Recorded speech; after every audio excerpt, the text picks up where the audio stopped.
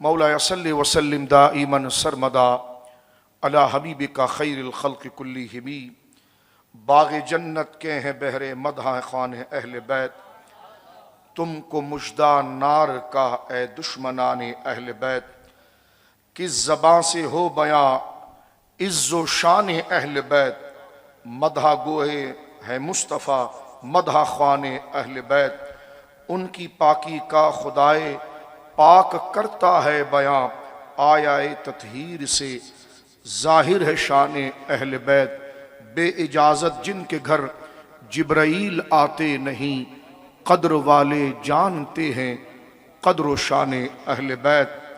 اسلام ماں اطاعت خلفائے راشدین، اسلام ماں اطاعت خلفائے راشدین، ایمان ماں محبت آل محمد است۔ اللہ کی حمد و ثنا نبی محترم نبی معظم باعث تخلیق ارض و سما صلی اللہ علیہ وآلہ وصحبہ وبارک وسلم کی بارگاہ مقدسہ میں انتہائی محبت و عقیدت کے ساتھ درود و سلام پیش کرنے کے بعد تمام تعریف اللہ وحدہ لا شریک کے لیے ہے۔ درس محرم الحرام شریف کی آج کی یہ 5ویں نشست ہے۔ اللہ رب العالمین جل وعلا کی توفیق اور اس کے حبیب لبیب خاتم النبیین سید المرسلین جناب رسول مکرم صلی اللہ علیہ وسلم کے وسیلہ جلیلہ سے اور آل و اصحاب کی وسیلہ جلیلہ سے بحمد اللہ تعالیٰ توحید باری تعالیٰ کے ضروری مضامین اور مباحث عقیدہ رسالت اور بالخصوص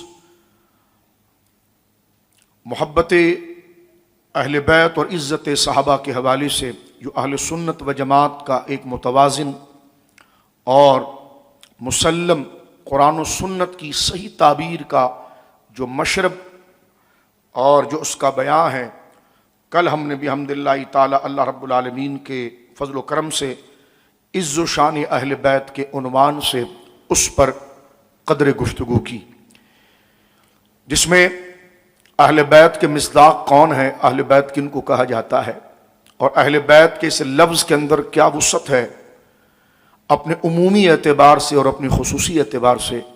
یہ اللہ رب العالمین جل وعلا کا فضل ہے اہل سنت پر کہ حضور سید عالم کی نسبت سے حضور علیہ الصلوۃ والسلام کی نسبت رکھنے والے ان تمام محبوبوں کی عقیدت اور ان کا بیان یہ اہل سنت و جماعت کا مشرب بنا، عقیدہ بنا اور ان کا شوق بنا۔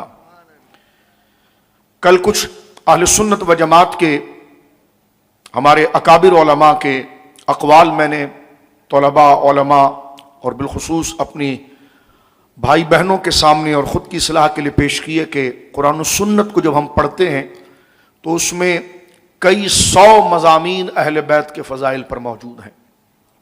قرآن کریم کی کئی آیات اور کئی 100 احادیث اور ہزارہا واقعات اہل بیت کی محبت، ان کی تعظیم ہم پر لازم، اس کا لزوم ہونے کے حوالے سے اور لازم ایمان اور فرض ایمان ہونے کے حوالے سے موجود ہیں، لیکن وہ تمام تر دلائل کو قانونی شکل کیا دی جائے اور اس کو کس درجے پر قبول کیا جائے کہ محض وہ ایک واجبی سا سلسلہ ہے، یعنی محض جائز ہے، تو ان دلائل کو ہم نے سامنے رکھتے ہوئے اکابر علماء اہل سنت نے اس بات کو ذکر کیا کہ اہل بیت اور صحابہ کرام رضوان اللہ اجمعین کی جو ذکر قرآن و سنت کے اندر آیا ہے، اس سے قانون یہ بنتا ہے کہ ان سے محبت، ان کی تعظیم، دلوں کو ان کے لیے صاف رکھنا، نیتوں کو ان کے لیے نیک رکھنا اور زبانوں کو ان کی برائیوں سے روکنا اور زبانوں کو ان کی تعریف میں لگانا، یہ محض ایک واجبی سا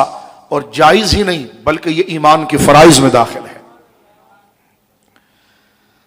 آج اسی موضوع پر آیت تطہیر کے حوالے سے جو اہل سنت کا مشرب ہے کہ اس آیت کی صحیح تفسیر کیا ہے، وہ ہم نے کل آپ کے سامنے 7 آیتوں کا خلاصہ جو ہے وہ ذکر کر دیا کہ اہل بیت سے متعلق جو آیت تطہیر ہے، انما یرید اللہ لیذھب عنکم الرجس اہل البیت ویطہرکم تطہیرا، یہ آیت کا مطلب کیا ہے؟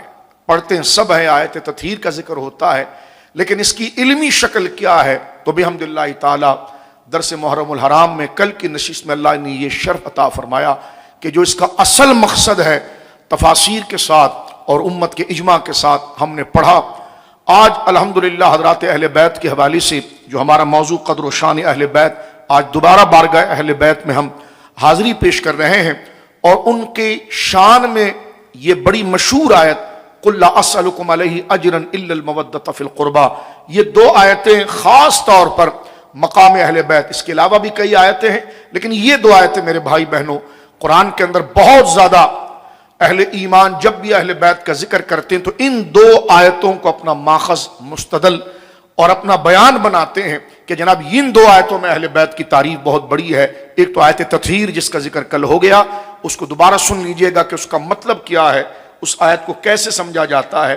تو انما یرید اللہ لیذھب عنکم الرجس اہل البیت ویطہرکم تطہیرا، اور دوسری یہ آیت جو آج ہمارا موضوع سخن ہے، قل لا اسألکم علیہ اجرا الا المودۃ فی القربى، آج کی نشست میں انشاءاللہ العزیز اس آیت کی تفسیر، متوازن تفسیر بحمداللہ تعالی، جو اہل سنت کا مشرب ہے، افراط و تفرید، گھٹوتی اور بڑوتی اور غلو کے ساتھ بچی ہوئی، ادھر ادھر لیفٹ رائٹ جانے کے بجائے جو اسٹریٹ اور جو اس کا بالکل بیلنس تفسیر جو قرآن کے مقصود کے مطابق ہے، انشاءاللہ العزیز آج اس کی وضاحت کی جائے گی۔ لیکن اس طرف جانے سے پہلے میں نے پہلے عرض کیا، کل بھی میں نے اپنے مقدمے میں ذکر کیا کہ اہل سنت و جماعت بحمداللہ تعالی متوازن ہے، تعلیم کے اعتبار سے اور محبت و تعظیم کے حوالے سے بھی، اور اس پر کئی مثالیں میں نے ذکر کی ہے۔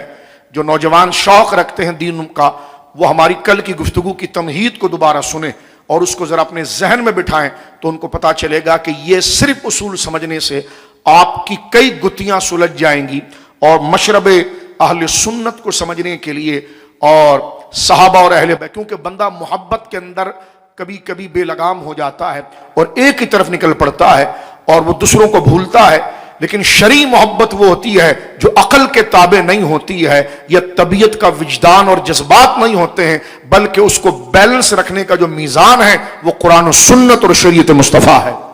تو بحمداللہ تعالی محبت کو لگام لگانا بھی ضروری ہے، ورنہ اس کی طغیانی میں بندہ ادھر ادھر بہتا رہتا ہے، ایک کو مانتا ہے تو ایک کا انکار، کیونکہ دل ہے کبھی ادھر پلٹتا ہے کبھی ادھر پلٹتا ہے، دل کبھی ادھر جاتا ہے ادھر جاتا ہے، اور یہی سب سے بڑا امتحان ہے کہ اس کو توازن کے ساتھ رکھنا، اور اس امت کی سب سے بڑی کامیابی میں میرے بھائی بہنوں یہی ہے۔ پہلے جو امتیں گزری ہیں، جو یہود، وہ ایک ایکسٹریم پر ہیں، اور اس کے بعد جو دوسرے آئے نصارہ، وہ ایک ایکسٹریم پر ہیں۔ یہ امت کی تعریف یہ کی گئی کہ یہ متوازن اور مڈل ہے۔ یہود وہ تھے کہ جنہوں نے خود اپنے ایک نبی کو مانا، باقی سب کا انکار کیا، اور کیونکہ انہوں نے بغض میں سارے نبی حضرت موسیٰ کو مان لیا، باقی کے سب کا انکار کیا، یہ بغض تھا ان کا، تو بغض میں برباد ہو گئے۔ اور نصارہ عشق میں برباد ہو گئے، عشق کے بیجا میں اتنے آئے کہ حضرت عیسیٰ کو خدا کا بیٹا بنا دیا۔ اور اہل سنت وہ ہے کہ نہ نبیوں کا انکار کیا، نہ ان کو ان کے مرتبے سے بڑھایا نہ گھٹایا۔ اس لیے قرآن مجید نے اس امت کی تعریف کی کہ وَكَذَلِكَ جَعَلْنَاكُمْ أُمَّةً وَسَطًا، اور اسی طرح ہم نے حبیب تیری امت کو امت بیلنس بنایا ہے، جن کو ماننا ہے یہ سب کو مانتے ہیں، اور جس درجے میں ماننا ہے اس درجے میں مانتے ہیں۔ نہ ان میں یہود کا بغض ہے، نہ نصرانیت کا غلو ہے، بلکہ تیری امت جو قیامت تک باقی رہے گی ان میں توازن ہے۔ بغض میں انہوں نے حضرت موسیٰ کو مانا، باقی سب کا انکار کیا۔ نصرانیوں نے عشق کے اندر حضرت عیسیٰ کو خدا کا بیٹا بنا دیا۔ تو لہذا اہل سنت و جماعت لا نفرق بین احد من رسلہ، جو اللہ کے حضور سے تاج رسالت نبی بن کر تشریف لائے، ہم نے ان کی ذاتوں کو اپنی عقل، اپنی مرضی سے نہیں، قرآن کے لیے لیا۔ اس لیے جب ہم پڑھتے آمنت باللہ و ملائکتہ و رسول نہیں و رسولہ، ہم سارے نبیوں اور رسولوں پر ایمان لاتے ہیں۔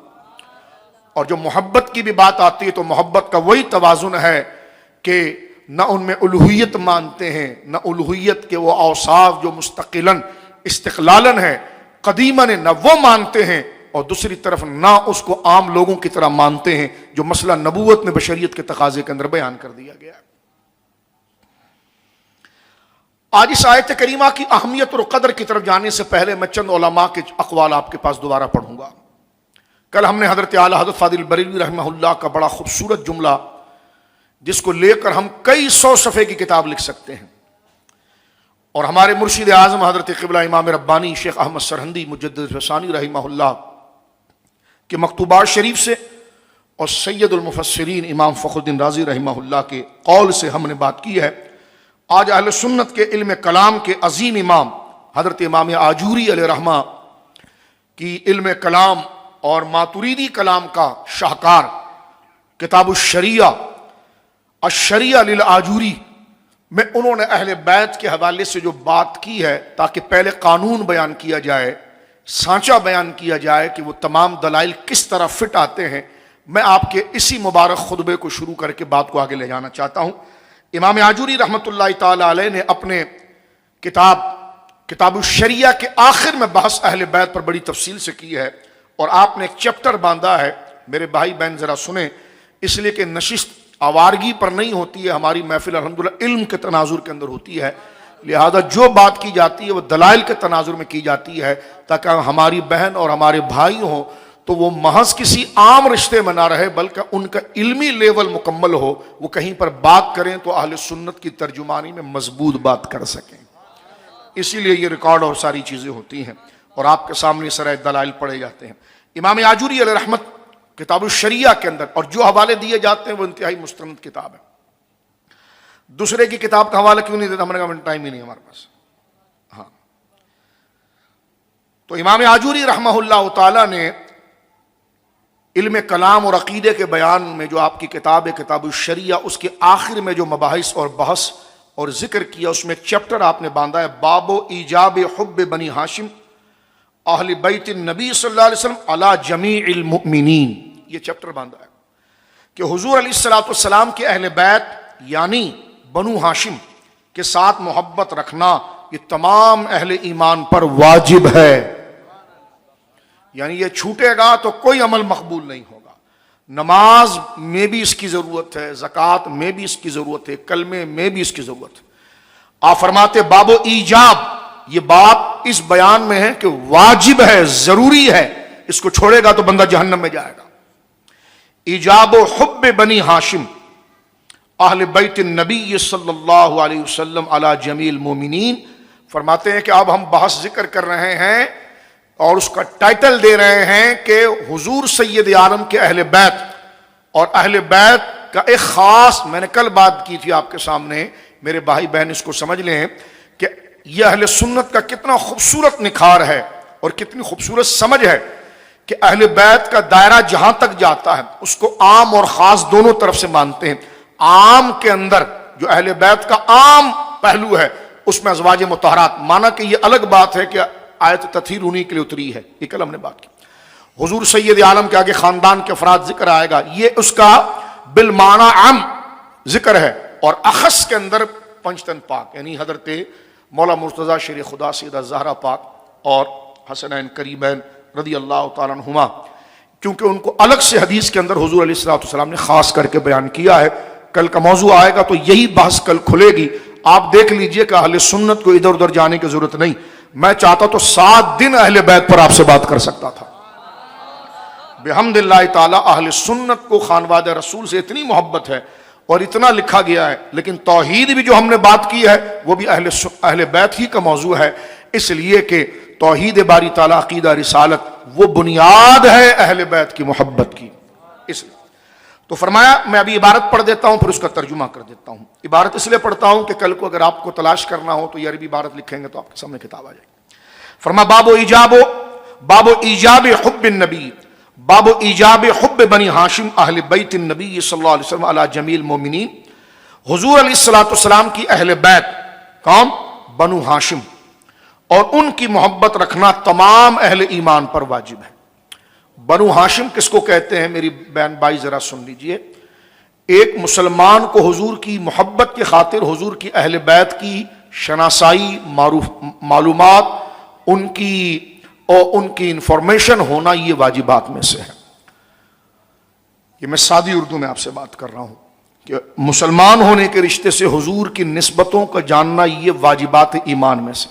سرکار کی ازواج کو جاننا کہ حضور کی بیویاں کتنی ہیں، ان میں بڑا نام کن کا ہے، سرکار کے اجلہ صحابہ کون ہیں، سرکار دو عالم کا خاندان مبارک کیا ہے، سرکار دو عالم صلی اللہ علیہ وسلم کے خاندان کے بڑے افراد کون ہیں، میلاد النبی میں بیان کیا جاتا ہے، یہ سمجھنا ضروری ہے۔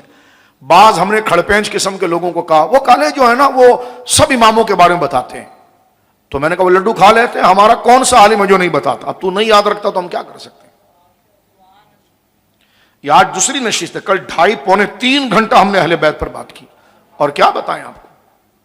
یہ تو ہماری کمزوری ہے کہ ہم علم کو یاد نہیں رکھتے، اور یہ کہہ دیا جاتا کہ وہ تو بہت کچھ بتاتے ہیں۔ تو میں نے کہا وہ جو بہت کچھ بتاتے ہیں تو کیمرہ بند کرو تو پھر میں تم کو بتاؤں کہ کیا بتاتے ہیں، لیکن جو آپ کے سامنے حق اور متوازن ہے اس پر ذرا توجہ کیجیے۔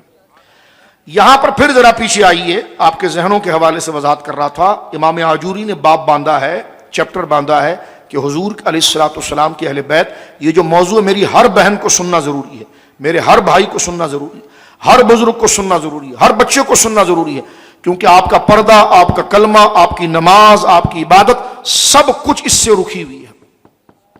یہ چیز شامل نہیں ہوگی، اس بات کو سمجھا نہیں جائے گا، اس پر عمل نہیں کیا جائے گا تو عبادت مقبول نہیں ہے۔ لہذا فرماتے ہیں کہ حضور علیہ الصلوۃ والسلام کے اہل بیت اور بنو ہاشم کی محبت، حضور کے اہل بیت کی محبت یعنی بنو ہاشم کی محبت، یہ سارے مسلمانوں کے ایمان میں واجب ہے۔ لوگ ماں باپ کا حق تو بتاتے ہیں لیکن اہل بیت کا بھی تو حق بتائیں، حضور کے صحابہ کے بھی تو حق بتائیں جو ان سے بڑا ہے، ماں باپ سے بڑا حق ہے یہ، کیونکہ ماں باپ کا حق تو حقوق میں آتا ہے، ان کا حق عقیدے کے اندر آتا ہے۔ اب بنو ہاشم کا لفظ آیا، میں اپنے بھائی بہنوں کی توجہ چاہوں گا ڈیٹیل کے لیے کہ بنو ہاشم کیا ہے۔ یہ حضور کا خاندان ہے، سرکار دو عالم صلی اللہ علیہ وسلم کے اصل خاندان کا نام ہے قریش۔ اس کو تھوڑا اوپر سے لیں اور سادگی چھوڑتے ہوئے بڑے دماغ اور چہرے پر بیداری لا کر سرکار دو عالم صلی اللہ علیہ وسلم حضرت ابراہیم علیہ السلام کی اولاد میں سے ہیں۔ حضرت ابراہیم علیہ السلام جد الانبیاء ہیں، انبیاء کے دادا ہیں۔ حضرت آدم علیہ السلام، حضرت نوح علیہ السلام، حضرت ابراہیم کے بعد 2 شاخیں ہو گئی، کیونکہ حضرت ابراہیم علیہ السلام کے 2 بیٹے ہیں۔ آپ کے بڑے بیٹے حضرت اسماعیل ہیں اور دوسرے بیٹے حضرت اسحاق ہیں۔ حضرت اسماعیل کی اولاد میں جناب رسول اللہ تشریف لائے ہیں، اور حضرت اسحاق کی اولاد کے اندر پورا بنی اسرائیل کا سلسلہ، حضرت اسحاق ہیں، ان کے بیٹے یعقوب ہیں، ان کے بیٹے یوسف ہیں، آگے چل کر پھر حضرت موسیٰ، داؤد، سلیمان، یہاں تک کہ حضرت اسحاق کی اولاد میں آخری نبی جو آ رہے ہیں وہ حضرت عیسیٰ ہیں، اور حضور علیہ الصلوۃ والسلام حضرت اسماعیل کی اولاد میں آ رہے ہیں۔ بنی اسرائیل کے آخری نبی حضرت عیسیٰ ہیں، اور تمام انبیاء کے سب سے آخر جناب محمد رسول۔ یہ سمجھا، بنی اسرائیل کا لفظ کہا جاتا ہے، بنی فیملی کو کہتے ہیں، اسرائیل کا معنی ہے عبداللہ، اور یہ لفظ ہے حضرت یعقوب علیہ السلام کا۔ حضرت یعقوب علیہ السلام حضرت اسحاق علیہ السلام کے بیٹے ہیں، اور حضرت ابراہیم علیہ السلام کے پوتے ہیں، اور حضرت یوسف علیہ السلام کے والد ہیں۔ حضرت یعقوب کا نام تھا سریانی زبان میں اسرائیل، اسرائیل، اسرا بمانے عبد بندہ، ایل مانے اللہ، تو اسرائیل مانے عبداللہ، تو بنی اسرائیل حضرت یعقوب کی اولاد۔ تو حضرت یعقوب علیہ السلام بیٹے ہیں حضرت اسحاق کے، اور حضرت اسحاق بیٹے ہیں حضرت ابراہیم کے، تو حضرت ابراہیم کے ایک بیٹے حضرت اسحاق ایک اسماعیل ہے، اسماعیل میں حضور تشریف لائے۔ حضور علیہ الصلوۃ والسلام حضرت اسماعیل سے تشریف لائے ہیں۔ بخاری شریف کی حدیث ہے، فضائل النبی صلی اللہ علیہ وسلم میں حضور علیہ الصلوۃ والسلام نے اپنے خاندان کا ذکر کیا مبارک کا، جس کا اکثر ذکر ہم میلاد النبی میں کرتے ہیں۔ سرکار نے اپنی 21 پشتیں ذکر فرمائی، 21۔ میرے والد کا نام عبداللہ ہے، ان کے والد کا نام عبد المطلب ہے، ان کے والد کا نام ہاشم ہے۔ اس طرح کرتے ہوئے حضور نے اوپر تک جو ذکر کیا ہے، وہ آخری جو 21ویں شخصیت ہے وہ حضرت عدنان ہے۔ یہ کئی 100 دفعہ ہم ذکر کر چکے ہیں، یاد رکھنا چاہیے۔ حضرت عبداللہ حضور کے والد ہیں، اور وہ جو 21واں سلسلہ اوپر ہے وہ حضرت عدنان، مسلمانوں کے نام ہوتے ہیں حضرت عدنان۔ حضرت عدنان اور حضرت اسماعیل کے درمیان کتنا واسطہ ہے یہ ہمیں نہیں پتا، لیکن حضرت عبداللہ سے لے کر حضرت عدنان تک 21 واسطے ہیں۔ آپ کو کس نے بتایا؟ یہ حضور نے خود بیان کیا، اس کے اوپر حضور نے بیان نہیں کیا، صحیح سند سے وہ نہیں۔ اس لیے حضور نے فرمایا کذب النصابون، اکثر نسب بیان کرنے والے غلطی کر جاتے ہیں، تو مسلمانوں کو یہی ہے کہ وہ حضرت عبداللہ سے لے کر حضرت عدنان تک ایک اجمالی نام جو ہے وہ یاد رکھیں۔ حضرت عدنان سے اگر ذکر لیتے ہیں تو اس حضور کے خاندان کا نام عدنانی ہو جاتا ہے۔ یہ حضور کے 21ویں دادا ہیں۔ اب حضور کے داداؤں میں سے اگر 12ویں دادا کی طرف چلتے ہیں تو فہر بن مالک ہیں رضی اللہ، ان کا نام ہے قریش، لقب قریش۔ تو یہ خاندان اوپر سے عدنانی کہلاتا ہے، پھر قریشی کہلاتا ہے، پھر ان کی کئی اولادیں، اولادوں کے رشتے، پھر وہ آگے چلتے ہوئے حضرت فہر بن مالک کی اولاد میں آگے چلتے ہوئے حضرت عبد المطلب جو حضور کے بالکل قریبی دادا ہیں اور حضرت عبداللہ کے والد ہیں، ان کے والد ہیں حضرت ہاشم، ان کی نسبت سے یہ قبیلہ پھر بنو ہاشم کہلاتا ہے۔ تو یہاں پر یہ فرما رہے ہیں اتنا اجمالی علم رکھنا ضروری ہے۔ باب ایجاب حب بنی ہاشم اہل بیت النبی صلی اللہ علیہ جمیع المومنین۔ میرے بہن بھائی توجہ کر لیں، فرمایا کہ یہ جو ذکر ہم کرنے جا رہے ہیں یہ اس بیان میں کہ حضور کی اہل بیت یعنی بنو ہاشم کے ساتھ محبت رکھنا یہ ایمان کے واجبات میں سے ہے، صرف پنجتن پاک سے نہیں، ساری اہل بیت سے، ان سے تو رکھنا ہی ہے، لیکن ان سے کس وجہ سے ہے؟ حضور کی وجہ سے۔ تو اہل بیت کا جو پورا مفہوم ہے جس میں ازواج مطہرات سارے لوگ آ جاتے ہیں، آگے آپ ذکر کرتے ہیں اور سادات کو نصیحت بھی کرتے ہیں، سادات کو نصیحت بھی کرتے ہیں۔ لیکن کیونکہ میں موضوع نصیحت کی طرف نہیں، اس کو پڑھ لیتا ہوں، آگے جو چیزیں آئیں گی تو سادات کرام کو کیسا رہنا چاہیے، ان کا مرتبہ کیا ہے، مقام کیا ہے، کیونکہ دونوں چیزیں بیان کی جائیں گی۔ فرما قال محمد بن حسین رحمہ اللہ تعالی، امام آجوری اپنا نام لے رہے ہیں، کہا یعنی راوی کہہ رہا ہے کہ محمد بن حسین یعنی امام آجوری رحمۃ اللہ تعالی علیہ بیان کرتے ہیں کہ واجب علی کل مؤمن و مؤمنۃ محبت اہل بیت رسول اللہ صلی اللہ تعالی علیہ وسلم، کہ ہر مومن مرد اور عورت پر یہ بات واجب ہے کہ وہ نبی کریم صلی اللہ علیہ وسلم کی اہل بیت سے محبت رکھیں۔ بنو ہاشم، جو بنو ہاشم ہیں، فرمایا کون؟ علی ابن ابی طالب و ولدہ و ذریتہ و فاطمۃ و ولدہا و ذریتہا والحسن والحسین و اولادہما و ذریتہا و جعفر الطیار و ولدہ و ذریتہ و حمزۃ و ولدہ والعباس و ولدہ و ذریتہ رضی اللہ تعالی عنہم اجمعین۔ آگے فرماتے ہیں تاکہ مضمون ہم پورا پڑھ لیں پھر ایک ساتھ ترجمہ کرتے ہیں۔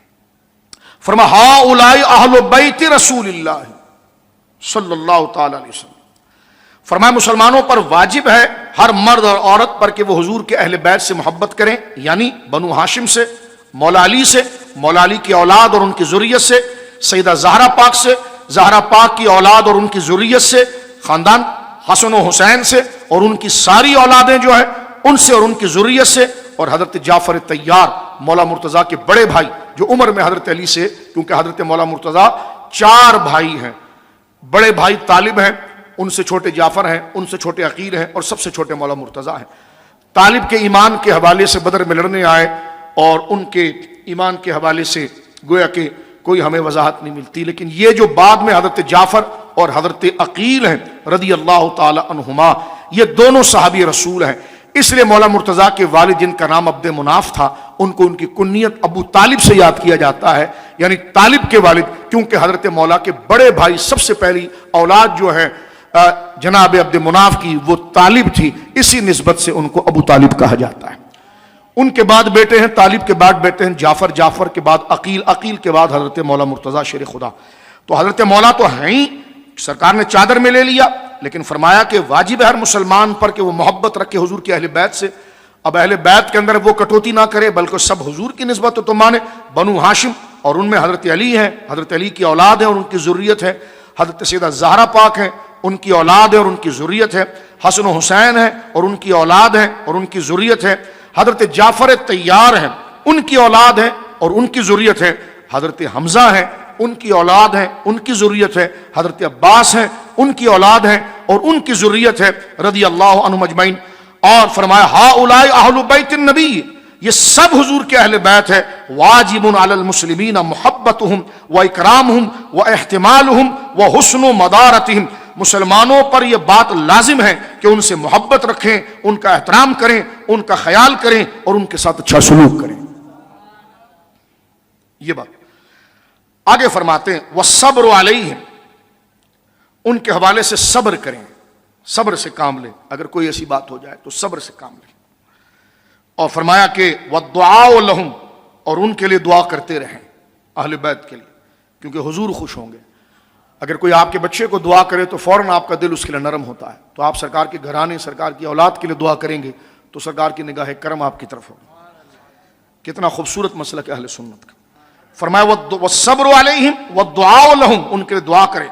فَمَنْ أَحْسَنَ مِنْ أَوْلَادِهِمْ وَذُرِّيَّتِهِمْ، فرمایا کہ صبر کرے، ان کے لیے دعا کرے، اور ان کی اولاد اور ذریت میں جو اچھے اخلاق کے مالک ہیں، فقد تخلق بأخلاق سلفه الكرام الأخيار الأبرار ومن تخلق منهم بما لا يحسن من الأخلاق دعي له بالصلاح والصيانة والسلامة وعاشره أهل العقل والأدب بالأحسن المعاشرة وقيل له نحن نجلك أن تتخلق بأخلاق لا تشبه سلفك الكرام الأبرار ونغار لمثلك أن يتخلق بما تعلم أن سلفك الكرام الأبرار لا يرضون بذلك فمن محبتنا لك أن نحب لك أن تخلق بما هو أشبه بك وهي الأخلاق الشريفة الكريمة والله موفق لذلك۔ فرماتے ہیں ان سے تو محبت کریں گے، لیکن آگے کیا ہے؟ آپ ارشاد فرماتے ہیں، حضرت امام آجوری علیہ رحمت اہل سنت سے خطاب کرتے ہوئے کہتے ہیں کہ ان کے لیے دعا کریں گے، حضور کی اولاد کے لیے، اور ذریت میں جو اچھے اخلاق کے مالک ہیں تو وہ اپنے نیک اور بہترین اسلاف کے اخلاق کو اختیار کیے ہوئے ہوگا، اور ان میں سے جس کے اخلاق ٹھیک نہیں ہوں گے بات کی اولاد میں سے، تو اسے یہ بات علماء بتائیں گے اور اسے دعوت دیں گے کہ وہ بہتری اور بچاؤ اور سلامتی کی طرف آئے۔ یہ کوئی گستاخی نہیں ہے، علماء بتائیں گے کہ آپ سید صاحب اعلیٰ نسب ہیں، آپ سے یہ ہوا، آپ اس بات کی اصلاح کریں۔ یہ امام آجوری ذکر کر رہے ہیں، اور یہی سب سے بڑی محبت ہے۔ سرکار دو عالم نہیں پوچھیں گے کہ اگر انہوں نے یہ کیا تھا تو تم میرے امتی تھے، تم نے سمجھایا کیوں نہیں؟ ان سے یہ کام ہوتا رہا اور اللہ ناراض ہو گیا، تو یہ تو ہماری محبت کا تقاضا ہے جب حضور کے لیے ہے۔ جب ہم اپنے بچے کو کسی گڑھے میں گرتا ہوا نہیں دیکھ سکتے تو حضور کی اولاد سے محبت تو ہمیں اپنے بچوں سے زیادہ ہے۔ کبھی اگر ان سے ایسے تساہمات اگر ہو تو جو اہل علم ہیں ان کی یہ محبت کے ساتھ ساتھ یہ بات بھی واجب ہے کہ ان کے اس بات کو سمجھائیں۔ اہل علم اور اہل ادب اس کے ساتھ اچھا برتاؤ کریں، اور ان سے کہا جائے کہ ہم یہ سمجھتے ہیں کہ آپ جیسی شخصیت کو ایسے اخلاق اختیار نہیں کرنے چاہیے جو آپ کے معزز اور نیک اسلاف اور والدین کے مشابہ نہیں ہیں، ان کا یہ کام نہیں تھا، اور ہم آپ جیسی شخصیت کے حوالے سے توقع نہیں رکھتے کہ آپ ایسے اخلاق اختیار کریں گے جس کے بارے میں آپ بھی یہ بات جانتے ہیں کہ آپ کے عزت والے اور نیکی والے جو آپ کے بزرگ ہیں وہ آپ سے راضی نہیں ہوں گے۔ آپ کے ساتھ ہماری محبت کا تقاضا یہ ہے کہ ہم آپ کے لیے اس بات کو پسند کریں گے کہ آپ وہ اخلاق اختیار کریں، آپ وہ اخلاق اختیار کریں جو بہتر ہوں، معزز ہوں، کریم الاخلاق ہو، اور اللہ تعالیٰ ہی کی توفیق سے، اللہ تعالیٰ ہی ہے جو ہمیں اور آپ کو یہ توفیق عطا فرمائے۔ تو یہ بیلنس پوائنٹ ہے کہ ان کے ساتھ محبت کی جائے، ایمان کے واجبات میں سے ہے، اور اگر اولادوں میں سے، کیونکہ ظاہر سی بات ہے اوپر کے جو اکابر جو صحابہ اور مسلم اہل بیت ہیں ان کے لیے تو بات کرنے والا خود بد مذہب ہو جائے گا، اور کوئی شان کے خلاف روایت آئے گی تو ہم اس کو چھوڑ دیں گے، اس لیے کہ ان کی شان یہ تو بات کی اولاد ہیں جو قیامت تک چلیں گی، ان سے اگر کوئی بدعملی یا اس چیز کا ارتکاب ہو جائے تو وہ پھر ان کی بزرگی کا کارڈ نہ بیچے بلکہ اپنی اصلاح کرے۔ یہ امام آجوری رحمہ اللہ کہتے ہیں آپ کی کیا حیثیت ہے، آپ نے بات کی ہے؟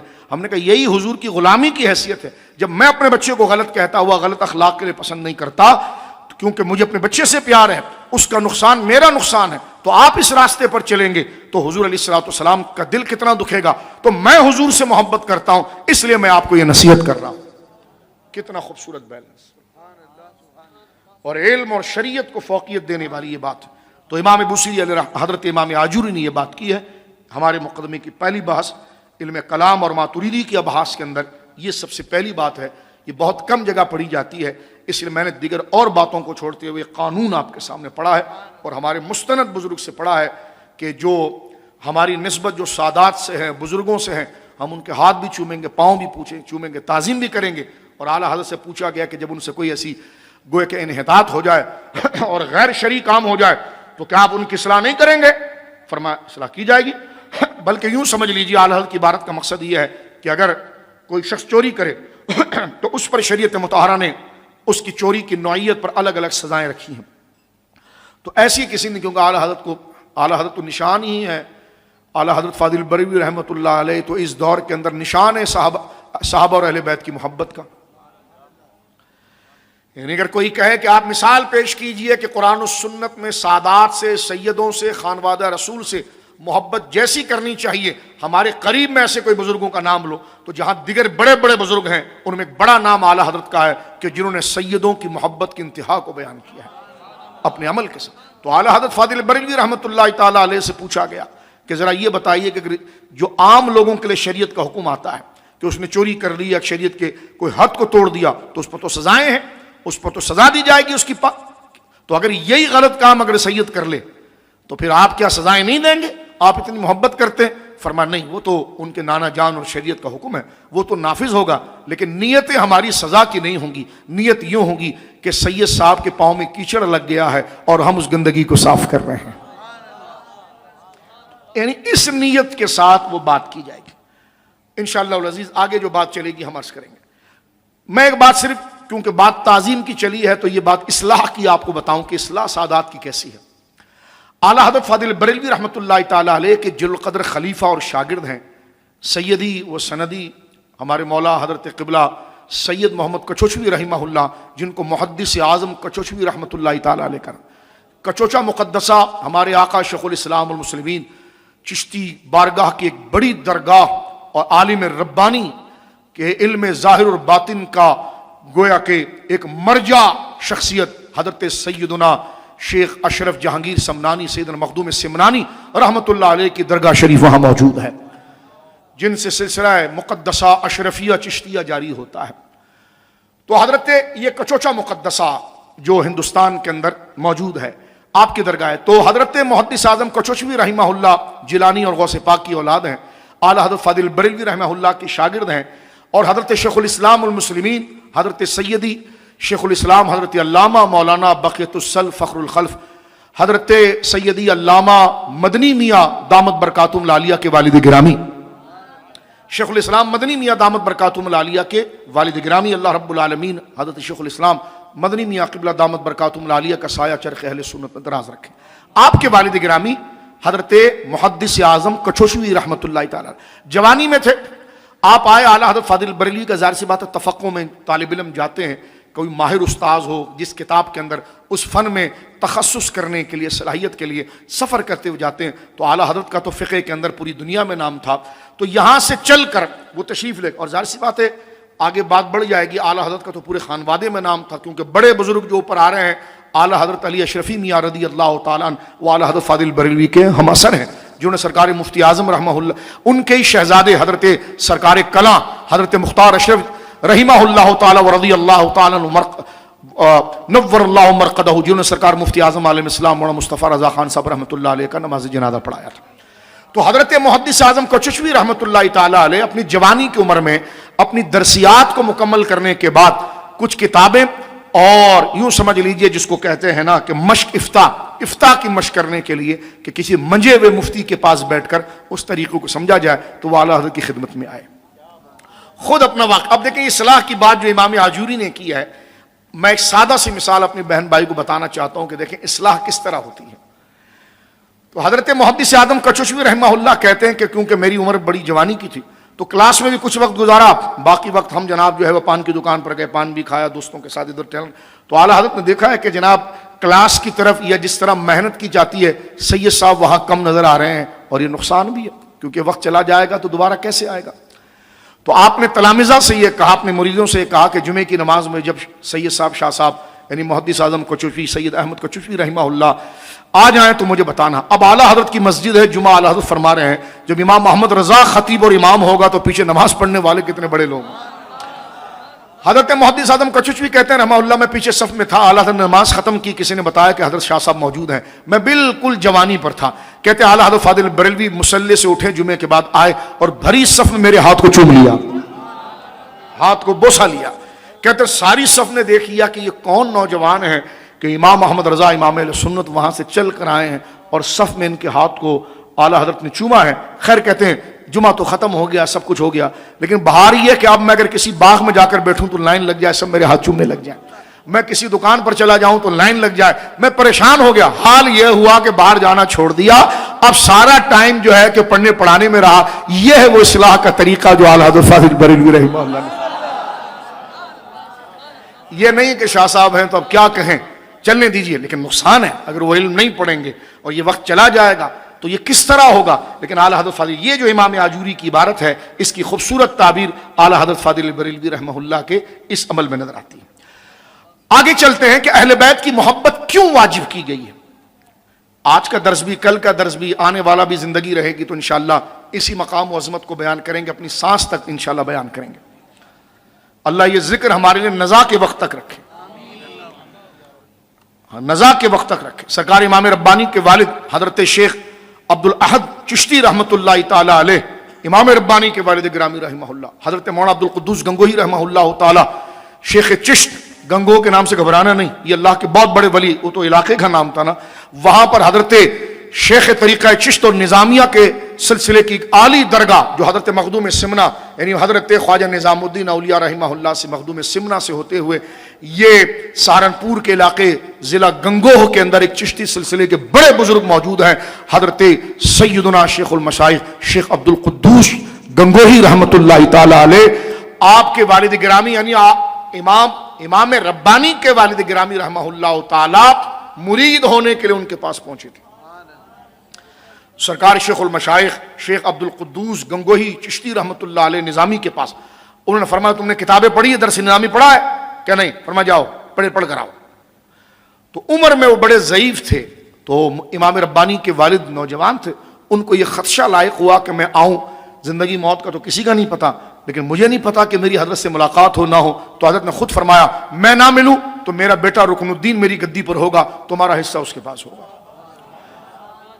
حضرت شیخ احمد سرہندی امام ربانی مجد الفسانی رحمۃ اللہ تعالی علیہ کے والد گرامی کہتے ہیں کہ میں نے درسیات مکمل کیا, علم میں پورا عبور کیا, اور پڑھنے کے جب میں بات پہنچا تو حضرت شیخ عبد القدوس گنگوہی رحمہ اللہ اپنی مزار مقدسہ میں تشریف لے گئے تھے, اور شیخ رکن الدین جو آپ کے شہزادے شیخ المشائخ وہ موجود تھے. تو ان سے خلافت سلسلہ چشتیہ میں حضرت امام ربانی کے والد گرامی کو ملی, اور امام ربانی رحمۃ اللہ علیہ جہاں سلسلہ نقشبندیہ میں خواجہ خواجگان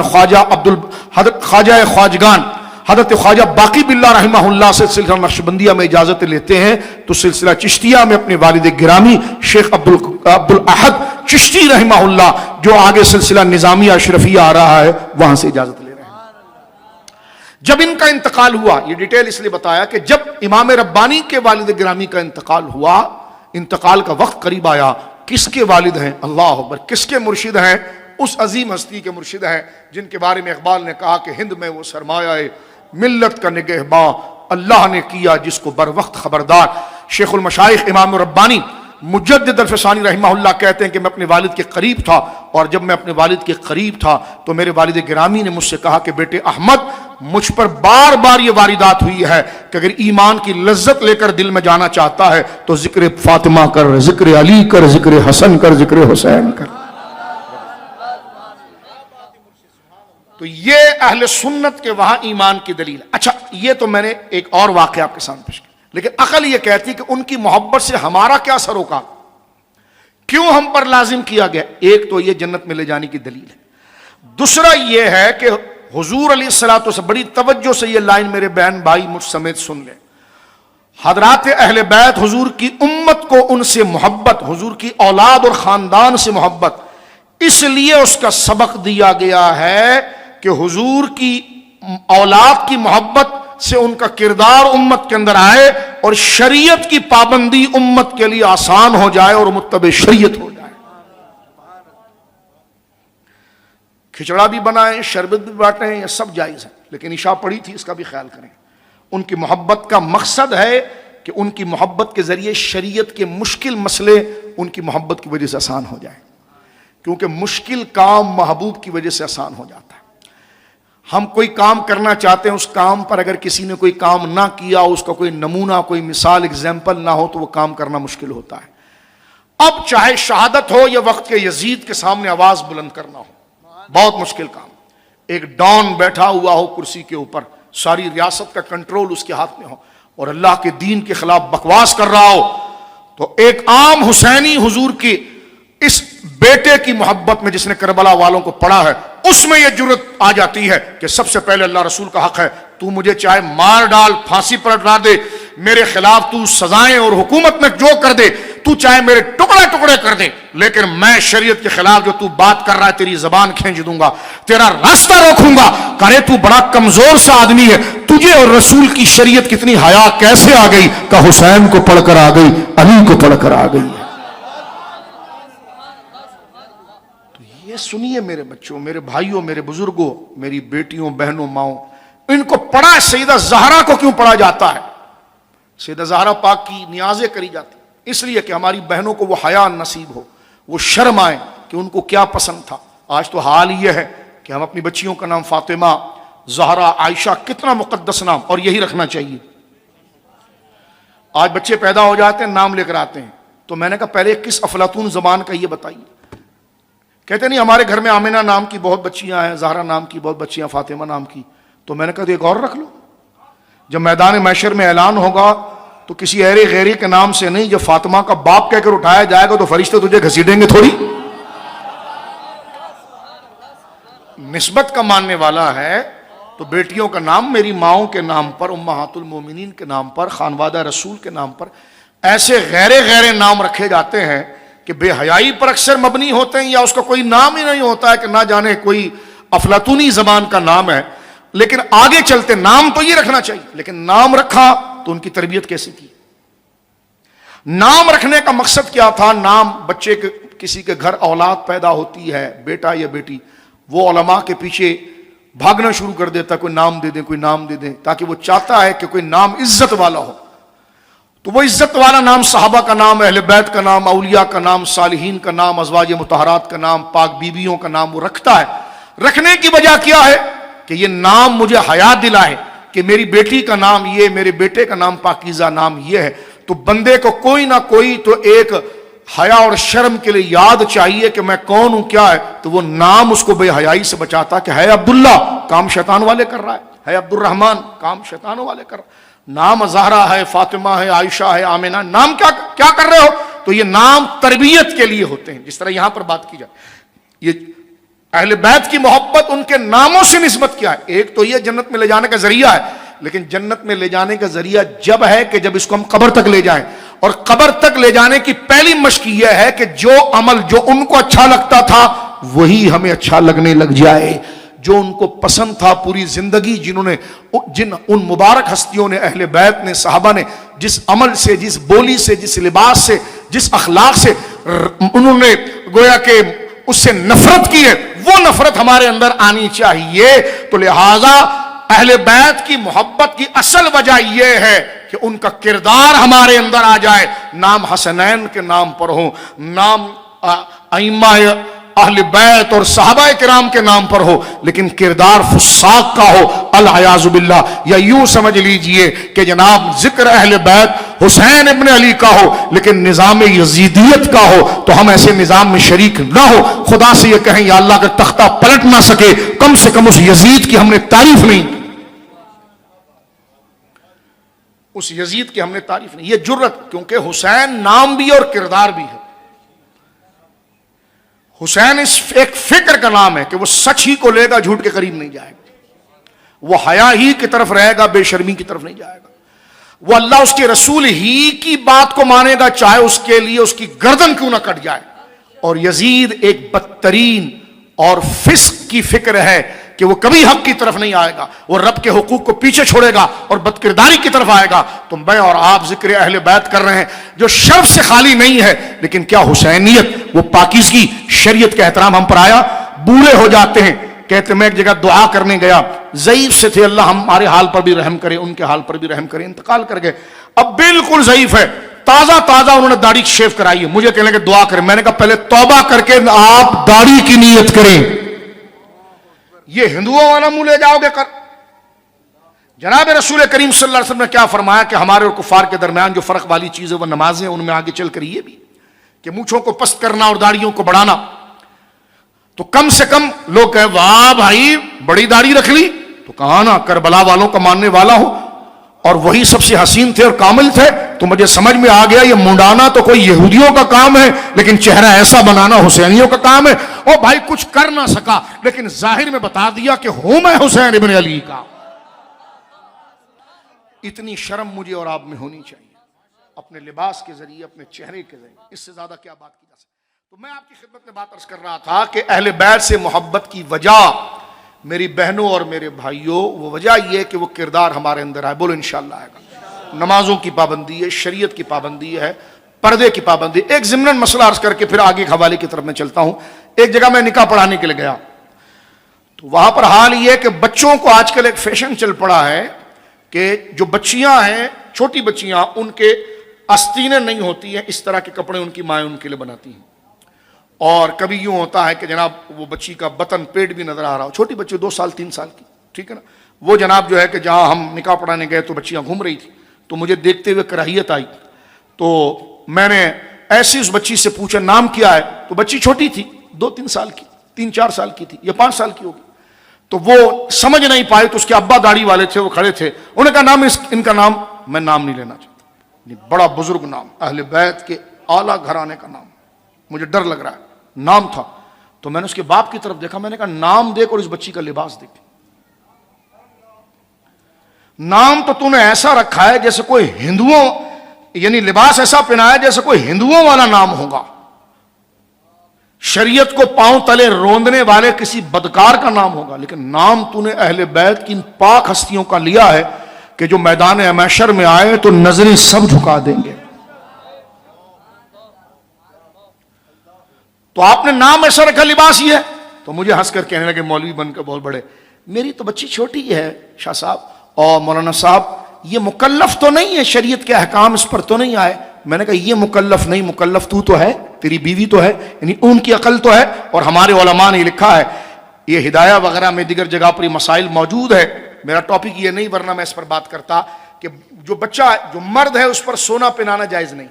لیکن ہمارے وہاں یوں ہوتا ہے کہ جب بیٹا پیدا ہو جاتا ہے تو پھوپھی بھی انگوٹھی بنا کر لے آتی ہے، خالائیں بھی سونے کی انگوٹھیاں بنا کر لے آتی ہیں اور وہ پہنا دیا جاتا ہے کہ بھائی انگوٹھی پہنے، انگوٹھی پہنے.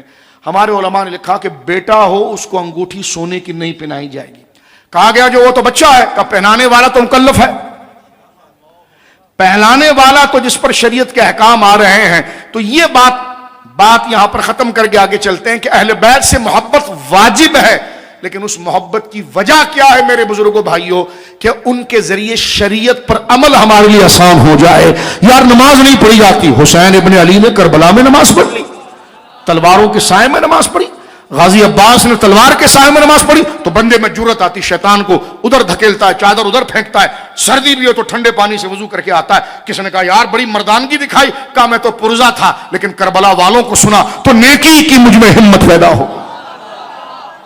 یہ سمجھ لیجیے میری بہنیں اور بھائی، اور اللہ مجھے سب کو توفیق دے کہ ان کی محبت کی بنیادی وجہ ہے کہ پیروی شریعت پر چلنے والی بات پر ہمیں ہمت آ جائے. ہم شریعت کے بڑے مولوی بن گئے ہو، بڑے ملا بن رہے ہو. تو میں نے کہا امام حسین کون تھے؟ اپنے وقت کے سب سے بڑے عالم تھے، سب سے بڑے عالم. صوبوں کے اندر تم سیدوں کی اولاد بن کر چیف بنے ہوئے ہو. یہ جو شہر برباد ہو رہا ہے شاہ صاحب، ایک ایک پکڑے جاؤ گے. سید کو جس طرح اجر زیادہ ملے گا، پھینٹی بھی اتنی زیادہ لگے گی. تو ہماری اسمبلیوں کے اندر تو اے سے لے کر زی تک سب سید ہیں. ہم کوئی توہین نہیں کر رہے، لیکن ہم آپ کے چاہنے والے اور بتا رہے ہیں ہو سید. اور سندھ اور تھر اور کراچی جو ایک اس وقت گویا کہ مونجو دوڑوں کا نظارہ پیش کر رہا ہے، جو تم کھا رہے ہو حرام اور صرف نظر کر رہے ہو، اور تو بعد میں پکڑے جائیں گے تمہارے ناموں کا. اگر سید پڑا ہوا ہے، اللہ کو کیا بیان کرے گا؟ تمہیں ہمت ہوگی کہ مولا علی کے سامنے جا سکو گے؟ تم حسین ابن علی کی اولاد ہو کہ حسین ابن علی، یہی تو سارا کام یزید نے کیا تھا جو تم کر رہے ہو، کہ اقتدار کا ناجائز حال لینا اور ہر حرام کام کو ترجیح دینا. تو حسین ابن علی رضی اللہ عنہ کی اولاد کہلا کر اس کو داد و تحسین لینا. تو یہ بات وہی ہے جو یہاں پر امام آجوری نے کہا ہے کہ اگر ان کی اولادوں سے کوئی بات ایسی ہو جائے تو ان کو سمجھایا جائے کہ آپ کے بزرگوں کا یہ طرز نہیں تھا، ان کا یہ حالت نہیں تھا. اس لیے تو لہذا ان کی محبت کی وجہ کیا ہے کہ ہمارے لیے احکام شریعت پر عمل کرنا آسان ہو. شریعت پر عمل کرنا تو جن کی داڑیاں نہیں وہ داڑیوں کی نیت کر لیں، یہ منافقت ختم، ہمت کر کے کرنا ہے. اور اس ہمت سے کیوں نہیں، جیسا چہرہ حسین ابن علی پاک کا تھا، جو ادائیں ان کی تھی، کوئی مذاق اڑائے تو کہنا یہی تو یزیدیت تھی. بھائی جس کا ماننے والا ہوں ایسی پتنگ بھالا بلہ فلانا شیر تتر تیر اس کے سارے نشان تو لے آیا، جو دنیا میں بربادی کے علاوہ کچھ نہیں تھا نہیں لایا، تو اس کا نشان نہیں لایا جس نشان سے اللہ قبر و حشر میں صرف اس نشان کی وجہ سے گناہوں کو معاف کر دے گا. اللہ رب العالمین مجھے اور آپ کو عمل کی توفیق عطا فرمائے.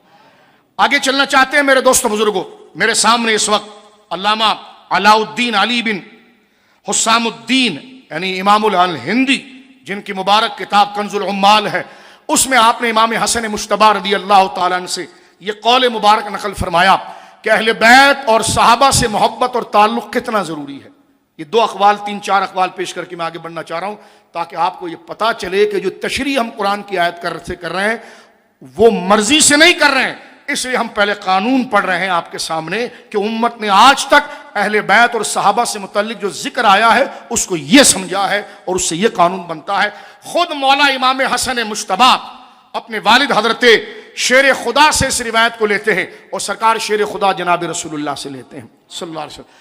حضور سید عالم کا یہ فرمان علامہ علاء الدین علی بن حسام الدین الہندی کنز العمال میں نقل فرماتے ہیں کہ فرماتے لکل شیء اساس. مولا امام حسن مجتبی کا یہ قول جو مرفوع روایت لیتے ہیں کہ مولا امام حسن کہتے ہیں کہ میرے دادا جان نے یہ فرمایا ہے، میرے نانا جان نے یہ فرمایا ہے جناب رسول اللہ لکل شیء اساس. ہر چیز کو قائم رکھنے کے لیے اس کی فاؤنڈیشن اور بنیاد ہوتی ہے. آپ چھت بناتے ہیں تو پہلے نیچے فاؤنڈیشن، اس پر دیوار کھڑی رکھتے ہیں، پھر جتنا وزن ڈالیں گے فاؤنڈیشن بنیاد جتنی مضبوط ہوگی تو وہ ایک چھت، دو چھت، تین چھت، پوری بلڈی ہائی ریز بلڈنگ کو برداشت کر سکتی ہے. فاؤنڈیشن جتنی مضبوط ہوگی تو فاؤنڈیشن کو بنیاد کہتے ہیں، اساس کہتے ہیں، جڑ کہتے ہیں، اصل کہتے ہیں. ٹھیک ہے جی. میں نے 4-5 معنی اس لیے کیے ہیں تاکہ جس کو جو معنی سمجھ میں آئے یہ مترادف ہے، یہ حدیث ضروری ہے. فرمایا لکل شیء اساس، لکل شیء. حضور سید عالم صلی اللہ علیہ وسلم سے حضرت مولا امام حسن مجتبی رضی اللہ تعالیٰ عنہ سے یہ روایت موجود ہے. فرمایا لکل شیء اساس، وہ اساس الاسلام ہے. ہر چیز کی بنیاد، ہر مکان کی کوئی بنیاد ہوتی ہے جس پر وہ اسٹرکچر کھڑا ہوتا ہے اور قائم رہتا ہے. حضور فرماتے وہ اساس الاسلام، اسلام کس بنیاد پر کھڑا ہے، اسلام کس اسٹرکچر، اسلام کا اسٹرکچر جو ہے وہ کس بنیاد پر، کس فاؤنڈیشن پر کھڑا ہے، کس بنیاد پر. فرمایا حب اصحاب رسول اللہ و حب اہل بیتہ، میرے صحابہ اور میری اہل بیت سے محبت پر کھڑا ہے.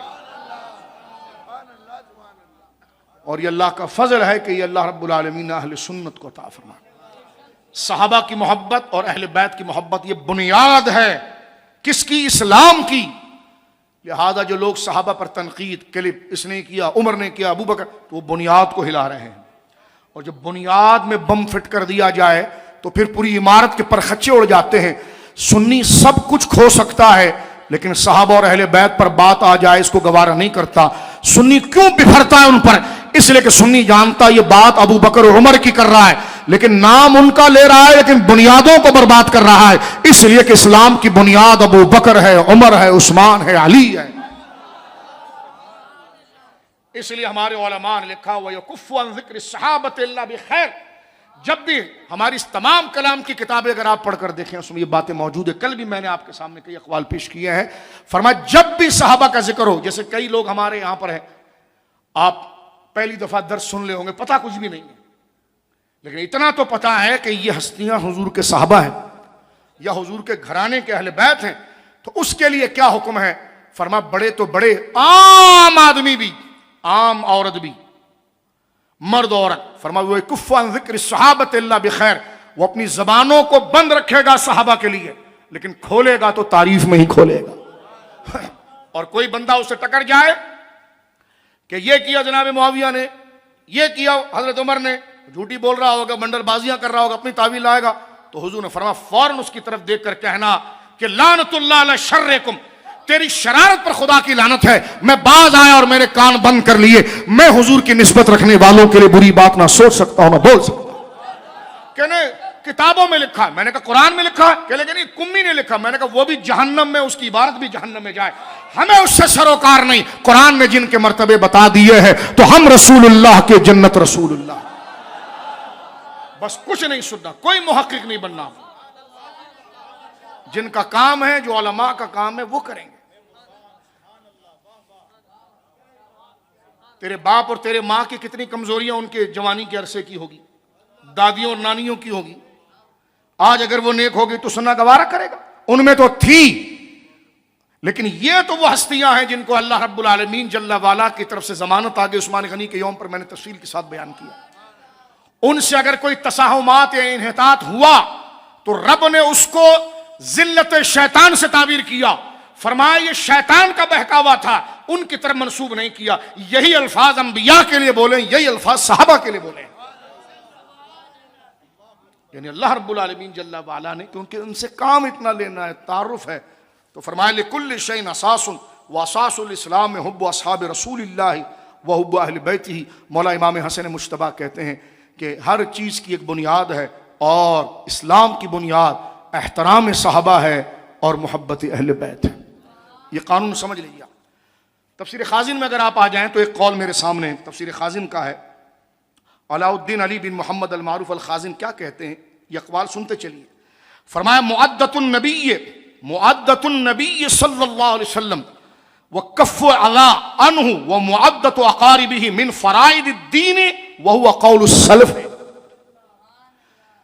فرماتے ہیں کہ جناب حضور کی اہل بیت سے محبت کرنا، حضور کی صحابہ سے محبت کرنا، اور کوئی ایسی باتیں سامنے آ جائے جو کمزور ہو، اس کی تفہیم ہمیں نہیں ہے، وہ کف العلا عنہ ہو، اور ان کی جانب سے اس چیز سے اپنی زبانوں کو روکنا، وہ معدت و اقاربہ، اور ان کی اقارب صحابہ اور اہل بیت سے محبت کرنا، فرما من فرائض دین ہی، یہ دین کے فرائض میں سے ہے، وہ قول السلف ہے، یہی سارے اہل سنت کی بولی ہے۔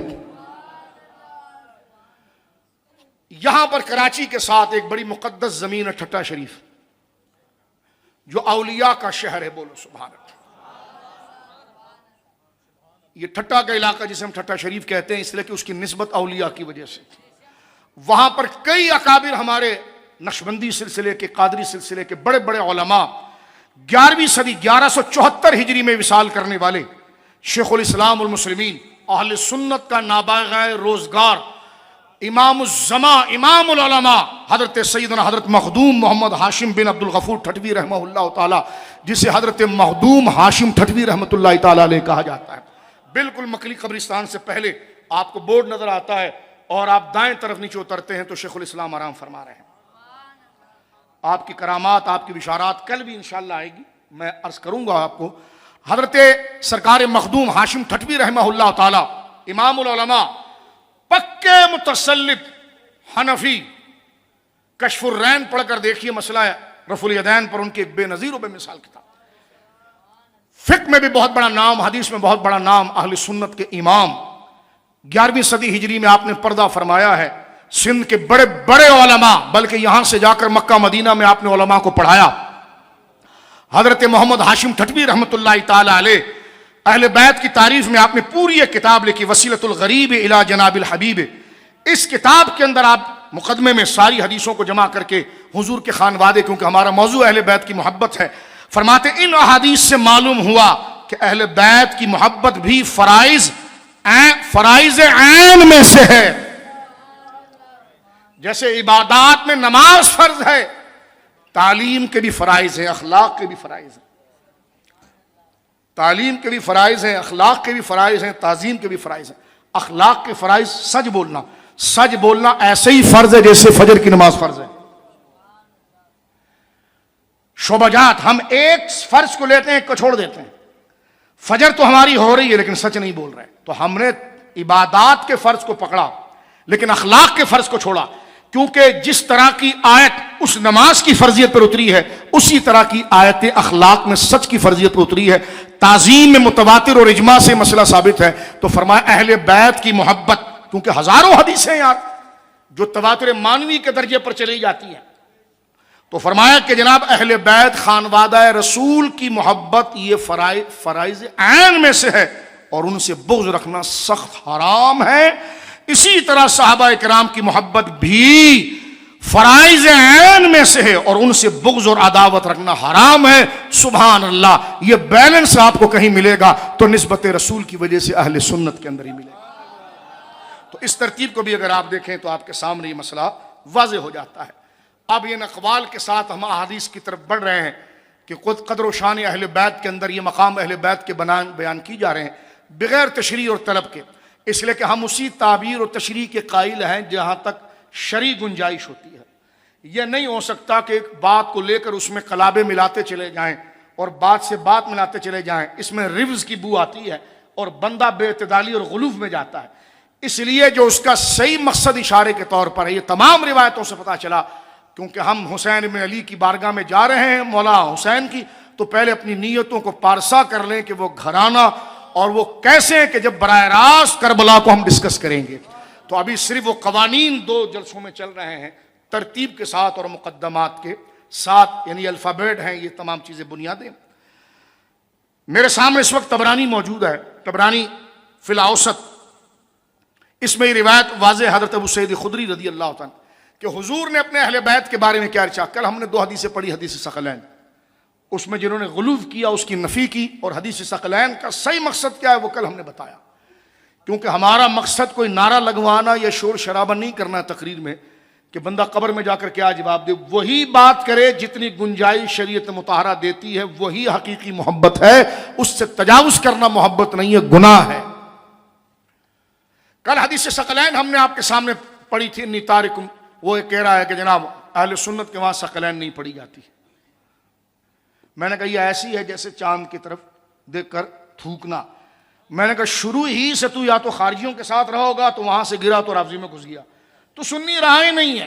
ورنہ الحمدللہ ہمارے وہاں سارے سلسلے، بلکہ میں ایک بات عرض کرنا چاہتا ہوں، اتنا پروپیگنڈا اہل سنت کے خلاف ہوتا ہے میں حیران ہوں. کیونکہ ہمارے وہاں تو بندہ 2 دیگوں پر بک جاتا ہے، اس کے مرکز میں 2 دیگ لے جاؤ تو کہتا ہے یہی سب سے بڑا مرید ہے، پھر وہ 2 دیگ دے کر پیر کو حملہ کر لیتا ہے. میں سب کی بات نہیں کر رہا، ہم تو اتنے نفس پرست ہیں جو ہماری عزت کرے ہم اس کی ہو جاتے ہیں. بعد میں وہ بھلے صحابہ کے خلاف باتیں کرتا رہے کہ اس نے ہماری عزت کر لی، ہماری مسجد بنا لی، ہمارا آستانہ بنا لیا، ہمارا جھنڈا لگا دیا، بعد میں وہ صحابہ کے لیے. تو بھائی تو یہ جو کر رہا ہے تو جہنم میں جائے گا. تیرا یہ تعارف جو ہے یہ اولیاء کے لیے، مسئلہ میں سمجھانے کے لیے، ڈانٹ نہیں رہا، نفی نہیں کر رہا معاذ اللہ. اب آپ دیکھیں ہمارے آستانے ضروری ہیں، وہ تربیت کے مرکز ہیں، لیکن اس کے لیے شرائط ویسے ہی ہے جیسے مسجد کے مصلی کے امام کی ہوتی ہے کہ جو امامت کے مسائل کو جانتا ہو، جو طریقت کے مسائل کو نہیں جانتا صرف بیٹا ہو کر سجادہ بن جائے، ایسا نہیں ہو سکتا. دیکھیں دربار شریف اور مزارات پر ہمارے وہاں آستانے، ہم آبادی کی دعا کرتے ہیں، بلکہ ہماری خود نسبت درگاہوں سے بھی الحمدللہ تعالی. ادھر اوپر بابا فرید کے مزار، شیخ الاسلام رضی اللہ عنہ کے مزار کا فوٹو لگا ہوتا ہے، سرکار غوث اعظم کے دربار کا فوٹو لگا ہوا ہوتا ہے، یعنی مزار کا عکس جو ان کے تربت مبارک ہے اس کا. لہا جو شخصی فوٹو بناتے ہیں، جو فرضی فوٹو غوث اعظم کے بنائے گئے، یہ حرام و ناجائز ہے. فرضی فوٹو بنا دیا گیا، کشتی نکال رہے ہیں تو ہاتھ آگے بڑھا دیا ہے، یہ جہالت ہے، اس کا اہل سنت سے کوئی تعلق نہیں. نہ ایسی فوٹو گھر میں لگانا جائز ہے، نہ اس کو ماننا جائز ہے، اور نہ اس کی تعظیم بھی حرام ہے. چاہے مرشد ہمارے سامنے ہو، ابھی گزرے، ان کا حقیقی فوٹو موجود ہو.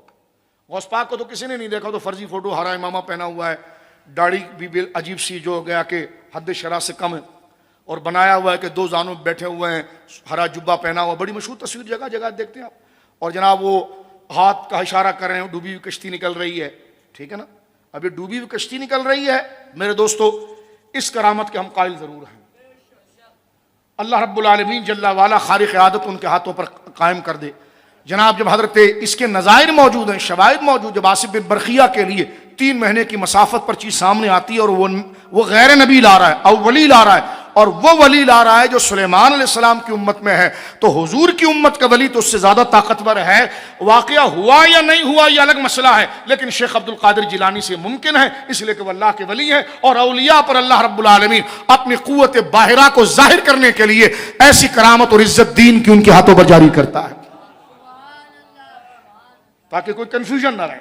لیکن وہ تصویر بنی ہوئی ہے کہ حرام امامہ شریف پہنے ہوئے ہیں، حرام امامہ پہننا بھی جائز ہے، اس میں کوئی اشکال نہیں تھا، لیکن داڑھی جو ہے وہ حد شرع سے کم نظر آتی ہے۔ اب وہ تصویر ہے، اب تصویر کو گھروں کے اندر لگا دیا گیا، آستانوں میں لگا دیا گیا۔ پہلی بات تو یہ غوث پاک کی تصویر نہیں ہے، ٹھیک ہے۔ دوسرا یہ کہ اس کی تعظیم حرام ہے، اس کو آویزہ کرنا، تعظیم کی جگہ پر لگانا یہ بھی جائز نہیں ہے، یہ اہل سنت کا مشرب ہے۔ جو لگا رہا ہے وہ کوئی جاہل ہوگا، اس کا اہل سنت سے کوئی تعلق نہیں۔ بد مذہب بدبختی اور خدا کو کیا جواب دیں گے، جھوٹی تہمت لگاتے ہیں، ایسی ویڈیو بنا کے کہتے ہیں یہ بریلویوں کا مسلک ہے۔ میں نے کہا تیرا باپ بریلویوں کی کتابوں سے نہیں ثابت کر سکتا، اور جو بریلویوں کی کتابوں میں لکھا ہے تیرے اندر جرت نہیں کہ احمد رضا کا فتویٰ پڑھ کے بتا سکے۔ جھوٹ بولتے ہو اعلیٰ حضرت۔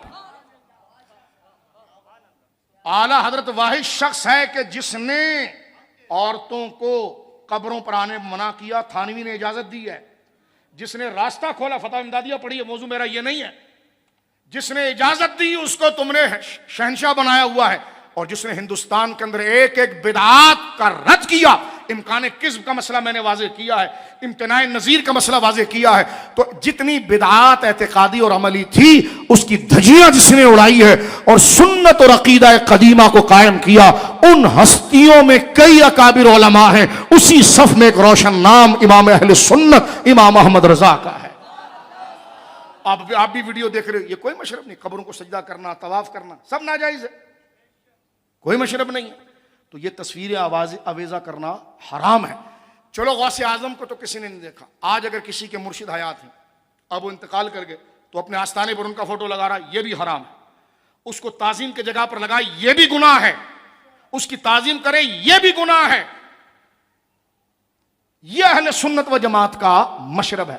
اب آگے چلیے، جو بات میں آپ کے سامنے عرض کرنا چاہ رہا تھا وہ یہی ہے میرے دوستو۔ دیکھیے کہ حضرت بابا فرید رحمۃ اللہ علیہ کے مزار کی تصویر یہ جائز ہے، کیونکہ وہ جاندار کی تصویر نہیں ہے۔ غوث اعظم کی گنبد شریف کی تصویر بالکل جائز ہے اور بڑی باعث برکت ہے۔ اعلیٰ حضرت کا پورا اس پر رسالہ ہے، ٹھیک ہے۔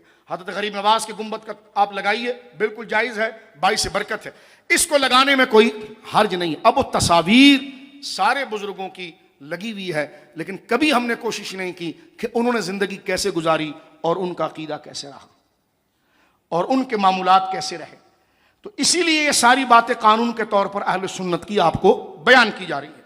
میرے سامنے اب روایت موجود ہے طبرانی معجم الکبیر کی، اس میں دیکھیں جناب رسول کریم صلی اللہ علیہ وسلم نے خود اپنے اہل بیت کا مقام کیا بیان کیا، کیونکہ تاکہ ہماری فکروں کے اندر شرعی درستگی آ جائے، اور پھر ہم حسین ابن علی مولا حسین کی بارگاہ میں جب جائیں تو یہ تربیت کی دوسری نشست ہے۔ اب بتائیے وہ بارگاہ کتنی حرمت والی ہے جس کی وجہ سے ہم اپنے ذہنوں کی تطہیر، اس کا غسل اور اس کا وضو کر رہے ہیں شریعت کی مبارک تعلیم کے ساتھ، اور اس نیت کے ساتھ کہ بے ادبی کبھی نہ آئے۔ اس حدیث کو پڑھنے کا اس حدیث کے ساتھ ایک واقعہ موجود ہے، اور سن لیجیے آپ۔ قرآن کریم میں میرے بھائی بہنوں یہ بڑا مبارک واقعہ ہے۔ میں تھوڑی ڈیٹیل اس لیے بیان کرتا ہوں کہ ہمارے دوست کہتے ہیں کہ اس کے ساتھ کوئی اخلاقی مضامین بھی بیان کریں، اور وہ اچھا کہتے ہیں، تو اس لیے کچھ پردے کے احکامات بھی آتے ہیں، کچھ غیر شرعی باتیں یہاں پر جو رواج پا گئی ہے وہ بھی چیزیں آتی ہیں، تمام چیزیں اس کے اندر گویا کہ ہم ذکر کرتے ہیں۔ قرآن مجید میں ایک بڑا مقدس واقعہ، کیونکہ قرآن کریم کا بہت بڑا حصہ واقعات پر بھی ہے، قرآن کریم کا ایک بہت بڑا حصہ واقعات پر بھی، انبیاء کے واقعات، گزرے ہوئے صالحین کے واقعات پر موجود ہے۔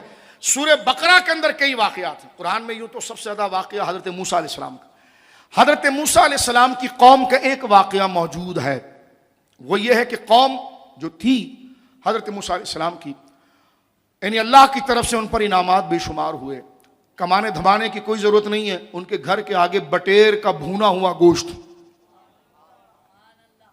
فارمی بٹیر نہیں، دیسی بٹیر، ہاں، بٹیر کا بھونا ہوا گوشت اور بہترین کشمش اور اعلیٰ میوہ جات سے کشید کیا ہوا میٹھا ٹھنڈا شربت بھر کے ہر دروازے کے آگے رکھ دیں. جتنے فیملی ممبر کتنے 6 8 اتنا ہی فرشتے رکھ کر دروازے کے آگے چلے جائیں.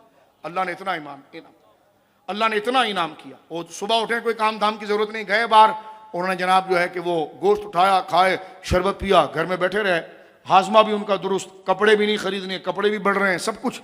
بعد میں ان کے اندر ناشکری آ گئی.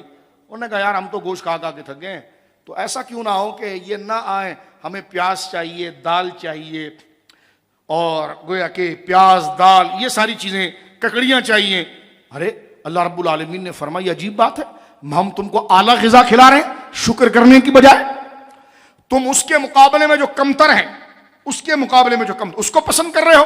تو قوم کے اندر ناشکری بہت تھی, یہاں تک کہ حضرت موسیٰ علیہ السلام اپنے معجزات کے ذریعے ان کے دلوں میں اللہ کا ہونا اور ایک ہونے کا یقین بٹھاتے رہتے تھے. لیکن وہ نوینتا کے پیچھے, سر ہم دیوانے نا, ہر نیا بندہ ہے اس کے پیچھے نکل پڑے, نہ شریعت کو بنیاد بنانے بس نکل پڑے. کیوں؟ اس کی تقریر اچھی لگ گئی, اس کا لباس اچھی بات ہے, ایسے علماء ہوتے ہیں, بزرگ ہوتے ہیں, لیکن پہلے چیک تو کرو وہ سنی ہے کہ نہیں. کسی کی تعویذ چل گئی, دم چل گیا, خیر. تو یہ نہیں ہونا چاہیے. ہر نوینتے کے پیچھے بھاگنا بنی اسرائیل کی گمراہی کی وجہ یہ تھی. اب وہ ایک ایک چیز کے اندر تنوع اور اللہ رب العالمین کی نافرمانی کرنا, شرک کے اندر مبتلا کرنا, یہاں تک ہوا کہ رب کی ذات اتنی ناراض ہوئی کہ اللہ نے ان کو غم کے عذاب میں مبتلا کیا, صدمے اور غم کے عذاب, یعنی فکروں کے اندر ڈال دیا. اور حال یہ تھا, جس کا ایک میں روایت کا خلاصہ تقریری انداز میں کہہ رہا ہوں, ایک میدان ہے جس کو میدان طے کہتے ہیں, بڑا میدان ہے ملک شام کے سامنے. سمجھیے کہ ملک شام انبیاء کی زمین, یہ موجودہ سیریا نہیں بلکہ فلسطین وغیرہ سب اس کے اندر شامل تھا. اس زمانے میں ہوتا یہ تھا, آج بھی اگر آپ دیکھیں ہمارے کراچی سے باہر نکل کے کئی علاقوں میں شہر قلعوں کے اندر ہوتے تھے. آج سے 200 سال 300 سال پہلے بادشاہ مغل وغیرہ کو بھی آپ دیکھیں, دشمن حملہ نہ کر لیں تو اس کی ایک باؤنڈری سراؤنڈنگ کے اندر ہوتی تھی, بڑا گیٹ ہوتا تھا, اور اسی دیواروں کے اندر شہر آباد ہوتا تھا. تو اب جو انبیاء کرام کا شہر ملک شام ہے وہ سامنے موجود ہے, اور اس کے سامنے ایک بڑا میدان ہے. قوم میدان کے اس طرف کھڑی ہے, اور میدان کو یہ آدھا 2 گھنٹے میں طے کر کے وہ اپنے گھر آ سکتے ہیں. گھر نظر آ رہا ہے, گھر جو ہے وہ نظر آ رہا ہے.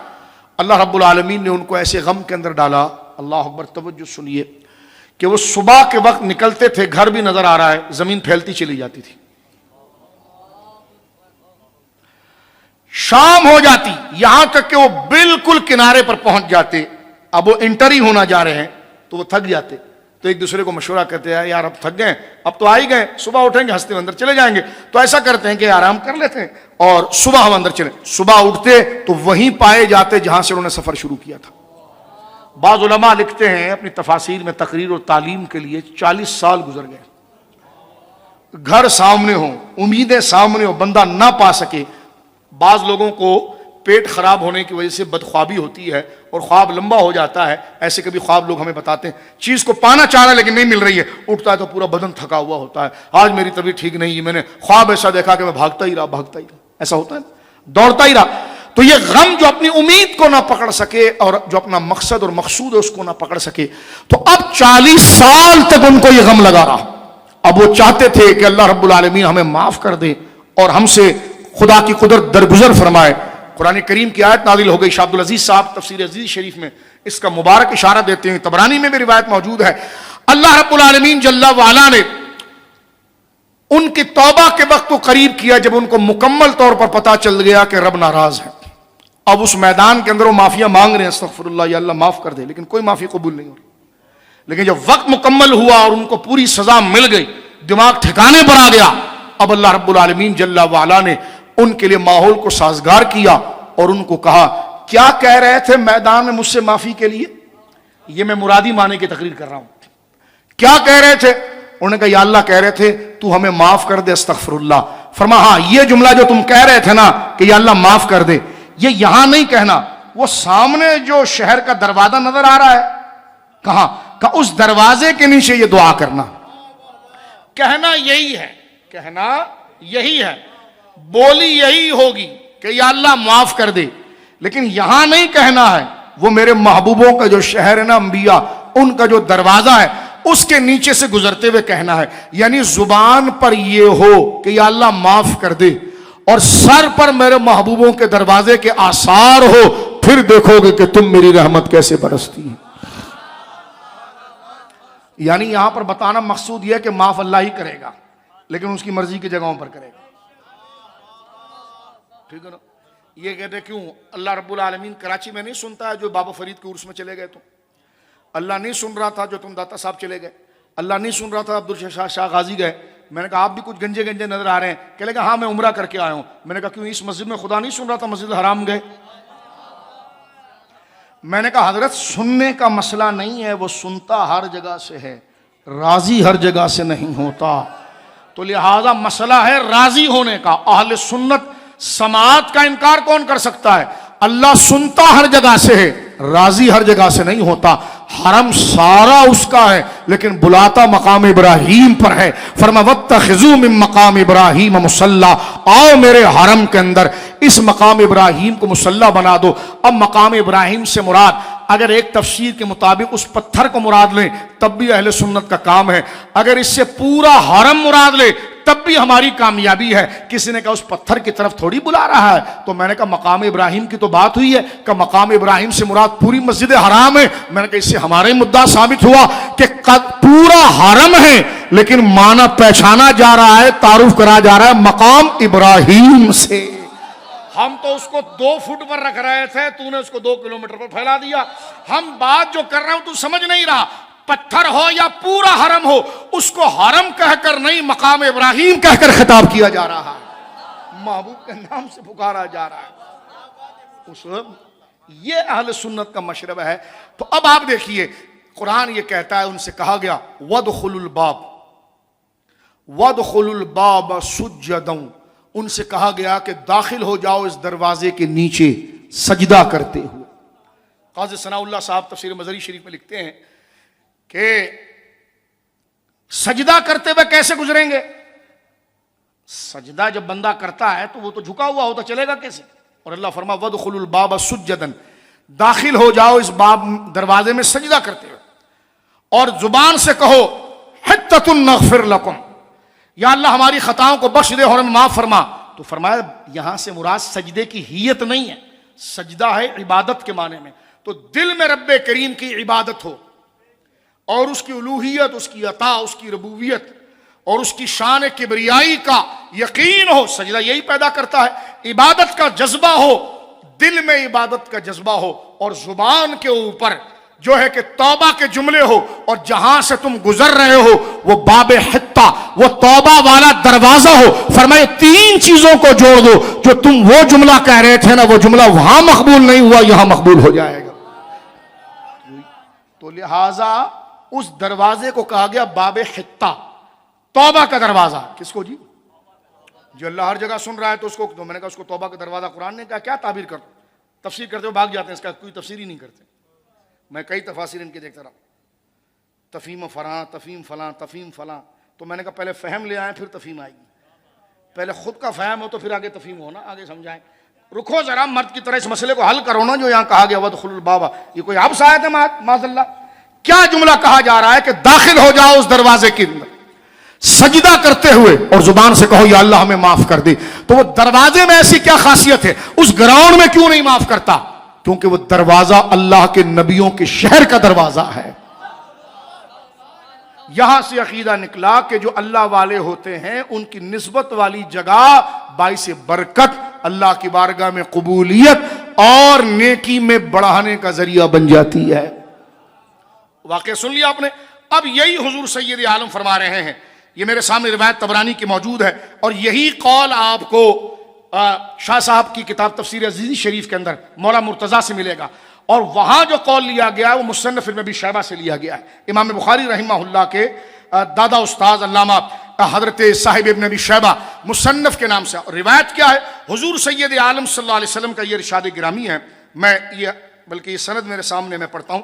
حدثنا محمد بن عبد العزیز سے یہ سند شروع ہو رہی ہے، اور حضرت ابو سعید خدری کہتے ہیں ان ابی سعید الخدری رضی اللہ عنہ قال سمعت رسول اللہ صلی اللہ علیہ وسلم، میں نے حضور سے سنا، اور سرکار دو عالم فرما رہے ہیں انما مثل اہل بیتی، میری اولاد اور میرے گھرانے اور میرے اہل بیت کی ایگزامپل اور مثال جو ہے مثل سفینۃ نوح، وہ نوح علیہ السلام کی کشتی کی طرح ہے، جس کی وضاحت ہم نے کل کی کہ وہ طوفان میں فرما من رکیبہا نجا، جو اس کشتی میں سوار ہو گیا وہ قیامت کے طوفان سے بچ جائے گا، قیامت کے طوفان سے بچ جائے گا۔ حضور سید عالم فرما رہے ہیں میرے اور آپ کے آقا، ومن تخلف عنہا، جو اس کشتی میں سوار ہونے سے رہ گیا اور پیچھے چلا گیا، غرق، وہ غرق ہو گیا۔ فرمایا سنو آگے حضور کہہ رہے ہیں انما مثل اہل بیتی فیکم، میرے گھرانے کی مثال تمہارے گھرانوں کے مقابلے پر کیسے ہے؟ فرمایا مثل باب حتۃ فی بنی اسرائیل من دخل غفر لہ، جیسے بنی اسرائیل کا وہ دروازہ تھا باب توبہ، جو اس کے قریب آیا بخش دیا گیا، تو جو میرے اہل بیت کے قریب آیا وہ بخش دیا گیا۔ یہ طبرانی کے اندر یہ مرفوع روایت ہے، اور حضرت شاہ عبدالعزیز صاحب نے مولا مرتضیٰ کا قول نقل کیا ہے کہ مولا مرتضیٰ شیر خدا کے سامنے یہ آیت پڑھی گئی تھی، یہی سورہ بقرہ کی آیت، تو حضرت مولا مرتضیٰ نے مجمع میں دیکھ کر فرمایا تم نے یہ آیت پڑھی جس میں بنی اسرائیل کا ذکر آیا، ان کو اس دروازے کے نیچے بلایا گیا۔ بات سمجھ میں آ رہی ہے؟ اللہ توبہ وہاں بھی سن سکتا ہے، لیکن قبول کہاں کر رہا ہے؟ ان کی دہلیز پر، کہ جو شہر انبیاء کا ہے۔ حضرت مولا مرتضیٰ نے کہا کہ تم نے بنی اسرائیل، سمجھ گیا نا واقعہ، تاکہ حوالہ سمجھ میں آئے کسی کو کنوے کرنے کے لیے۔ حضرت شیر خدا فرماتے ہیں شاہ عبدالعزیز امام اہل سنت ہمارے اکابر ہیں، اہل سنت کے امام تفسیر عزیزی شریف کے اندر آپ نے اسی آیت کے تحت مصنف کا حوالہ لیا ہے، اور وہاں پر حضرت مولا نے فرمایا کہ تم نے دیکھا کہ بنی اسرائیل کے گناہ کیسے بخشے گئے؟ کہاں؟ تو فرمایا اس امت کا باب حتیٰ ہم اہل بیت ہیں۔ فرمایا اس امت کا باب رجوع اور توبہ جو ہمارے سے جڑا، غفر لہ، اللہ رب العالمین اس کی خطاؤں کو معاف کر دے۔ لیکن کب معاف کرے گا؟ جب ان کی محبت وہ قبر میں لے جائے، اور ان کی محبت کو قبر میں لے جانے کے لیے بچانا پڑے گا، اور بچانے کی چیز کیا ہے؟ شریعت کی پیروی۔ کبھی تو ایک ملنگ کے پیچھے بھاگے اور کڑے پہن لے، کبھی دوسرے ملنگ کے پیچھے بھاگے کڑے پہن لیں، کبھی ادھر ڈانس کر دے علی علی۔ ابے علی تو متبع شریعت اور امام شریعت کا نام ہے۔ یہ جو تو فساق فجار اور بڑے بدبختوں کی طرح بال کمر تک لا کر ناچ رہا ہے، علی کا دین ناچنے کا نہیں۔ معاذ اللہ اگر علی آج ہوتے تو تیری اس طرح ٹھکائی کی جاتی جس طرح ابن سبا کو آگ میں ڈال کر مولانا جلایا تھا۔ تو یہ ڈرامہ بازیاں، یہ تمہاری نفسانی خواہشات ہے، اس کا اہل بیت سے کوئی تعلق نہیں۔ وہ اہل بیت جن کا تو نام لے رہا ہے، ان کے وہاں تو نہ آہ ہے، نہ بقا ہے، نہ چیخ ہے، نہ پکار ہے۔ ان کے تو آنچل کو آسمان نے نہیں دیکھا، تم عورت مرد مل کر کسی درگاہ پر بھنگڑا ڈال رہے ہو، اس کا نہ مولا حسین سے کوئی تعلق ہے، نہ پنجتن پاک سے کوئی تعلق۔ یہ ساری بکواسات ہے، شریعت کو پامال کرنا۔ اہل بیت کا نام لیا جاتا ہے عمل شریعت کے لیے، پیروی شریعت کے لیے، اطاعت شریعت کے لیے۔ ان کا نام لے کر اگر غیر شرعی کام کی، خرافات کی، ہندوانہ رسم کی، اور وہ چیزیں جس کو شریعت نے حرام قرار دیا ہے، ٹائٹل بورڈ ان کا لگا کر، معاذ اللہ نشہ، خرابیاں، عورت مرد کا اختلاط، بھنگڑے، یہ تم کرو اور نام پنجتن پاک کا لکھو، تو بدبختوں، اوروں کو تو کم عذاب، تم خبیثوں کو زیادہ ملے گا۔ ایک تو حرام کام لیا اور اس پر نام معاذ اللہ علی پاک جیسی ہستیوں کا لکھ دیا۔ بات سمجھ رہے آپ؟ تو اس حدیث پاک سے میرے بزرگوں دوستو کیا بات ثابت ہوئی؟ بات یہ ہوئی کہ جو اہل بیت کے قریب ہوا ان کا احترام کیا، وہ بخش دیا گیا۔ اب احترام کی صورت کیسی ہے؟ میں صدیق اکبر کو پڑھتا ہوں۔ اب ہم آہستہ آہستہ فلائٹ جو ہے جب پرواز کرتی ہے نا، تو وہ 36,000 کے قریب، ابھی ہم 36,000 کے قریب پہنچ گئے، اس لیے میں نے گریجولی سارے عقیدے آپ کو پڑھتے پڑھتے پڑھتے پڑھتے آگے بڑھنا چاہ رہے ہیں۔ الصواعق المحرقہ شریف کے اندر امام اہل سنت علامہ ابن حجر ہیثمی علیہ رحمت نے یہ واقعہ نقل کیا ہے۔ جناب رسول مکرم صلی اللہ علیہ وسلم میرے اور آپ کے آقا مسجد نبوی شریف میں گفتگو فرما رہے ہیں، اور جس کو ہمارے عرف میں کہتے ہیں نا کچا کچ مجمع جمع ہوتا ہے، لوگ بالکل صحابہ کرام جڑ کر بیٹھے ہوئے ہیں، کسی ایک بندے کی بھی گنجائش نہیں ہے، اور حضرت ابوبکر صدیق ہمیشہ کی طرح حضور کے ساتھ بیٹھے ہوئے ہیں، جیسے آج بیٹھے ہوئے ہیں۔ محبوب رب عرش ہیں اس سبز قبہ میں، پہلو میں جلوہ گاہ عتیق و عمر کی ہے۔ اب تو جلتا رہے، ہم کیا کریں، ذالک فضل اللہ ہے۔ چاہیے کہ بندہ حق کو قبول کرے۔ صدیق اکبر رضی اللہ تعالیٰ عنہ اس مجمع میں میرے بزرگوں دوستوں، میری بہنوں، بھائیوں، بیٹیوں، بچوں، بڑے بھائیوں، بزرگوں، مسجد میں حضور درس دے رہے ہیں، بات کر رہے ہیں کسی ضروری امور پر، اور مسجد نبوی شریف پوری بھری ہوئی، بیٹھنے کی جگہ نہیں ہے۔ مولا مرتضیٰ رضی اللہ تعالی عنہ گویا کہ تشریف لائے اور دروازے کے کنارے پر کھڑے ہو گئے، مسجد کے ایک جہت پر، اب جگہ ہی نہیں ہے۔ بات کرتے کرتے آہستہ سے نظر پڑ گئی جناب جو ہے وہ حضرت ابو بکر صدیق رضی اللہ تعالیٰ عنہ کی اس طرف۔ روایت میں آتا ہے کہ فنظر رسول اللہ صلی اللہ علیہ وسلم فی وجوہ اصحابہ، سرکار علیہ السلام نے اپنے صحابہ کے چہروں کو دیکھنا شروع کیا۔ ایہم یوسع لہ، کہ کون ہے جو جگہ کھولتا ہے علی کے لیے۔ علی وہاں، سرکار نے حکم نہیں دیا، صرف ایسی سرسری بظاہر الفاظ کہہ رہا ہوں سرسری کا، آپ نے ایسی توجہ فرمائی تو کہتے وَكَانَ أَبُو بَكْرٍ جَالِسًا عَنْ يَمِينِ رسول اللہ صلی اللہ علیہ وسلم، اس وقت سیدنا صدیق اکبر حضور کے دائیں طرف بیٹھے ہوئے تھے۔ فَتَزَحْزَحَ لَهُ عَنْ مَجْلِسِهِ، آپ ایسے اپنے آپ کو پیچھے گھسیٹنے لگے۔ فَتَزَحْزَحَ، اپنے آپ کو حضرت ابو بکر صدیق پیچھے آپ کرنے لگے۔ وَقَالَ هَا هُنَا يَا أَبَا الْحُسَيْنِ، جگہ بن گئی، اے ابا الحسین، اے حسن کے ابو علی میرے بھائی، یہ جگہ بن گئی، ادھر آ جاؤ۔ یعنی پیچھے کر کے حضرت ابو بکر صدیق نے جگہ بنا دی۔ فجلس بین النبی صلی اللہ علیہ وسلم وبین ابی بکر، حضرت اب کیسی جگہ بنائی، کیسی جگہ بنائی ابو بکر صدیق نے کہ ایک طرف حضور ہیں اور ایک طرف ابو بکر ہیں اور بیچ میں علی کو بٹھا لیا۔ فتزحزح له عن مجلسہ، آپ اپنے مجلس میں آپ جگہ بنانے لگے، تھوڑے کھسکنا جس کو کہتے ہیں، پیچھے ہٹنا کہتے ہیں، آپ نے جگہ بنائی۔ وقال ہا ہونا یا ابا الحسن، ہا ہونا، آ جاؤ آ جاؤ، جگہ ہے، کیا دیکھ رہے ہو، بس آ جاؤ آ جاؤ علی آ جاؤ۔ حضرت علی کو بلایا، فجلسا، بیٹھ گئے علی بین النبی و بین ابی بکر صلی اللہ علیہ وسلم رضی اللہ عنہ، حضرت نبی پاک صلی اللہ علیہ وسلم اور ابو بکر کے درمیان بیٹھ گئے۔ جب بیٹھ گئے، قال انس، حضور کے خاص خادم جو بالکل خدمت میں رہتے تھے بچے، حضرت انس، انہوں نے دیکھا فرأیت سرور فی وجہ رسول اللہ، کہتے ہیں میں نے حضور کے چہرے پر بہت سرور اور خوشی کو دیکھا۔ فقال انس فرأیت سرور فی وجہ رسول اللہ صلی اللہ علیہ وسلم، میں نے بہت زیادہ خوشی اور خوشی کی تازگی میں نے جو ہے حضور سید عالم کے چہرے پر دیکھی۔ ثم اقبل علی ابی بکر فقال، حضور علیہ الصلوۃ والسلام نے تو پھر آگے سے علی جو ہے وہ ابو بکر صدیق کی طرف آئے، اور یہ قول کا مصداق حضور ہی کی طرف جاتا، فقال کا منصوبہ، فرما فقال یا ابا بکر انما یعرف الفضل لأہل الفضل ذو فضل، حضور نے فرمایا اے ابو بکر، بے شک جو خود فضیلت والا ہوتا ہے وہ اہل فضیلت کی فضیلت کو جانتا ہے۔ فرمایا یعرف الفضل، جانتا ہے فضیلت کو، لأہل الفضل، اہل فضل کی فضیلت کو جانتا ہے۔ کون؟ ذو فضل، جو افضلیت والا ہوتا ہے، جو فضیلت والا ہوتا ہے۔ ابو بکر دراصل خود تو عزت والا ہے، فضیلت والا ہے، اس لیے علی کی عزت و فضل کو تو نے جانا اور تو نے فوراً توجہ بنائی۔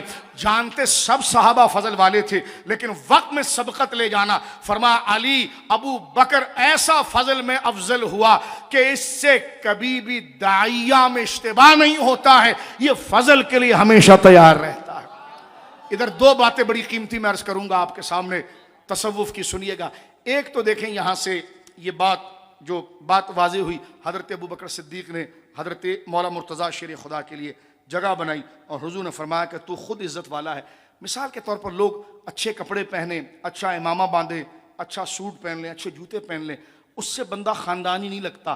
ہاں یہ اچھی چیز ہے، وضع کا ہونا یہ بہت اچھی بات ہے، یہ باطن کی صفائی تطہیر کا اظہار ہے کہ جناب کہ نئے کپڑے نہیں تو دھلے ہوئے پہنتا ہے، ایسے کپڑے نہیں پہنتا جس میں بدبو آ جائے، میل کچیل ہو جائے، یہ باطن کی نفاست کی علامت ہے اور یہ بہت اچھی عادت ہے کہ بندے کا چہرہ دھلا ہوا ہو، دانت مانجے ہوئے ہوں، کیونکہ سرکار علیہ الصلوۃ والسلام نے اس پر بڑا زور دیا ہے، اس پر ہم نے کئی جمعے پڑھائے ہیں کہ صفائی کا خیال، بدن سے بدبو کے بھپکے نہ آئیں، یہاں تک کہ فرمایا کہ جب وضو کرو تو پھر آگے تک کرو، گردنوں کا مسا، یہ سارا کیا ہے تاکہ میل کچیل بدبو نکل جائے، یہ فضل۔ لیکن اصل میں جو فضل یہ ہے، خاندانی وہ ہوتا ہے جو کسی کی قدر کو جانتا ہے۔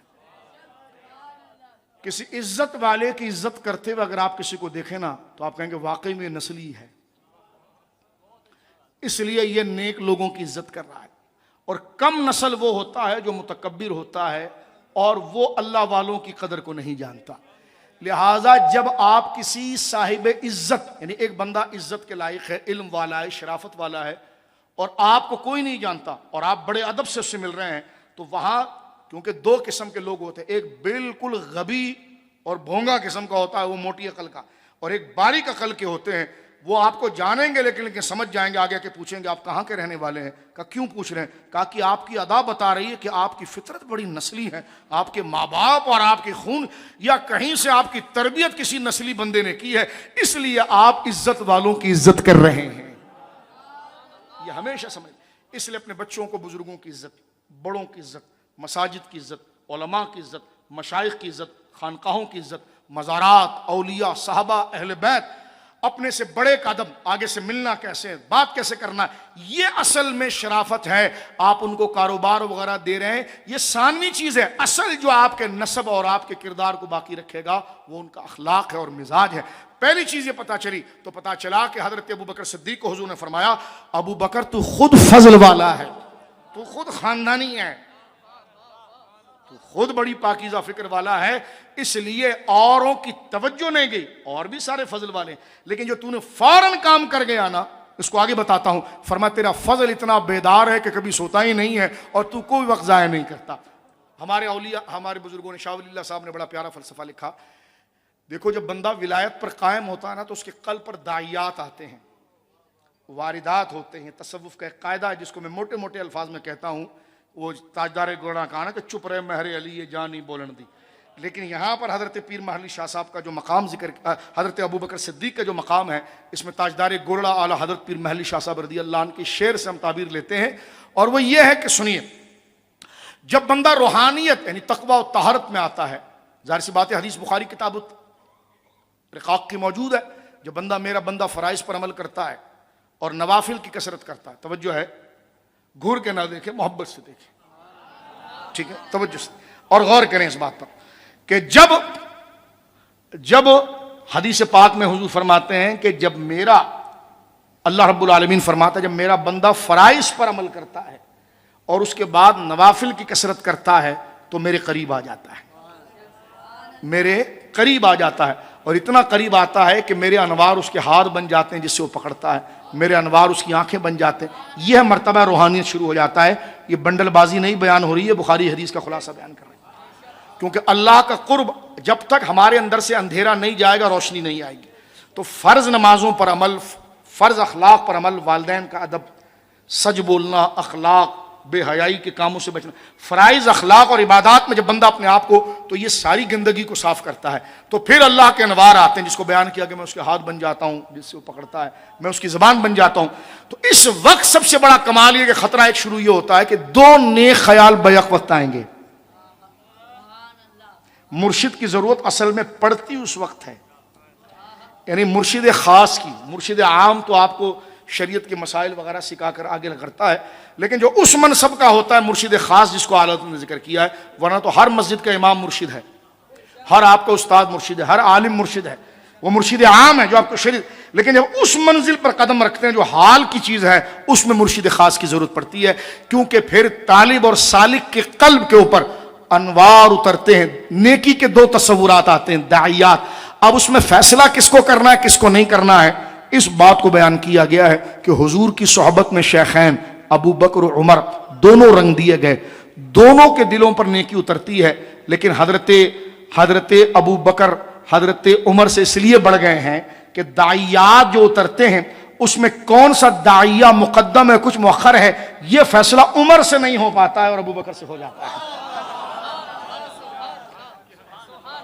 فرمایا اس لیے ان کی ولایت جو ہے، حضرت ابو بکر صدیق کی ولایت اور روحانیت جو ہے وہ ان سے اعلیٰ ہے. اب یہ حدیث آپ نے سنی کہ مولا مرتضیٰ شیر خدا کی کتنی تعظیم فرمائی. اب دیکھیے مولا کی محبت کتنی ہے، اس سے ذرا توجہ آپ فرمائیے کہ مولا مرتضیٰ شیر خدا کی محبت کتنی ہے. یہ میرے سامنے مسند حمیدی ہے،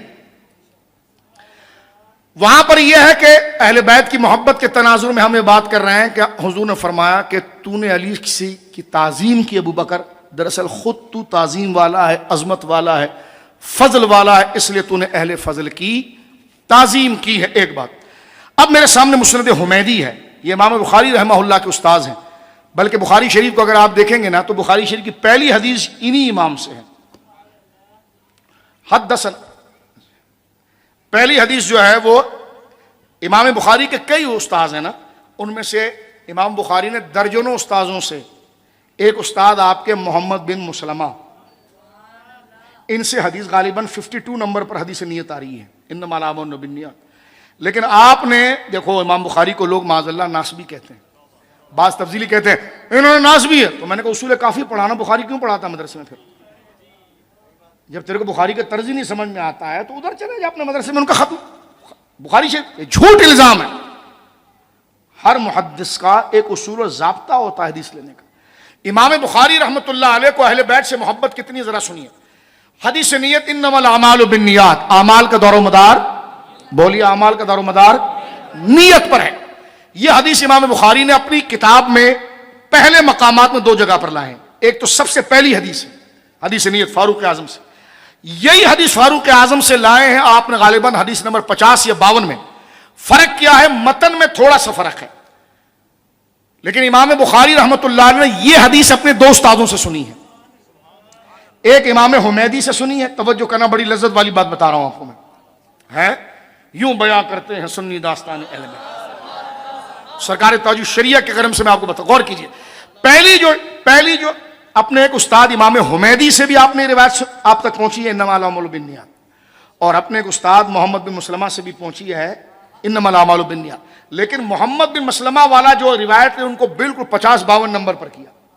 اور انما الاعمال بالنیات یہی حدیث جب حضرت امام حمیدی سے آئی تو پہلے لے کر آئے.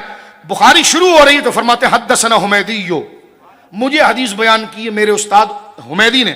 ہم نے اس بات پر غور کیا کہ یہ کیا بات ہے، یہ حدیث تو محمد بن مسلمہ سے بھی تھی، ان سے کیوں نہیں لی؟ ہم نے کہا کوئی وجہ ضرور ہوگی، جبکہ اس الفاظ میں کوئی ڈیٹیل بھی تھے، لیکن اس کو چھوڑ کر یہ الفاظ مختصر کیوں لیے؟ تحقیق کیا گیا تو امام بخاری شریف کے شروع کر رہے ہیں اور پہلی حدیث اپنے استاد حمیدی سے لے رہے ہیں. اس کی وجہ یہ کہ یہ رسول اللہ کے خاندان سے ہیں، یہ قریشی ہیں. یہ قریشی کو سمجھ میں آیا آپ کو؟ تو نسبتوں میں تم بریلوی کہتے ہو، تو دیکھو امام بخاری کہاں سے آ رہے ہیں. تو بریلویوں نے کوئی نیا ایجاد نہیں کیا، بریلوی ہی اہل سنت ہے. جو بزرگوں کے مضامین تھے وہی یہیں پر نسبتوں کے آتے، اور سنی نسبتوں کا دیوانہ ہوتا ہے.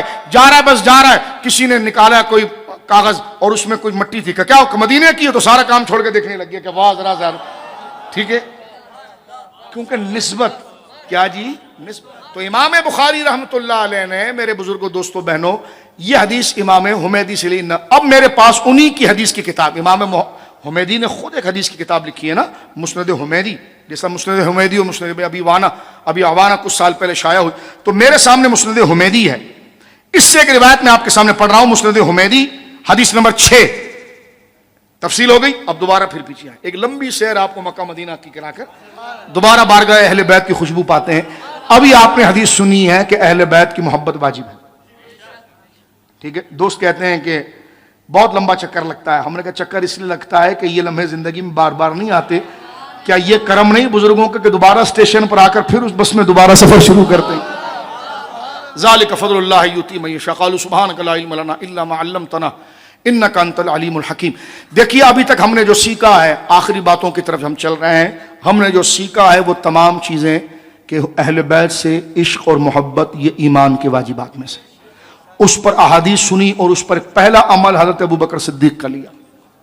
توجہ ہے، آج کیونکہ شب جمعہ ہم بیان کو جلدی ختم کریں گے تو سنیں اس بات کو کہ حضرت ابوبکر صدیق نے بھرے مجمع کے اندر خود پر بوجھ کیا، اپنی ٹانگیں سمیٹی.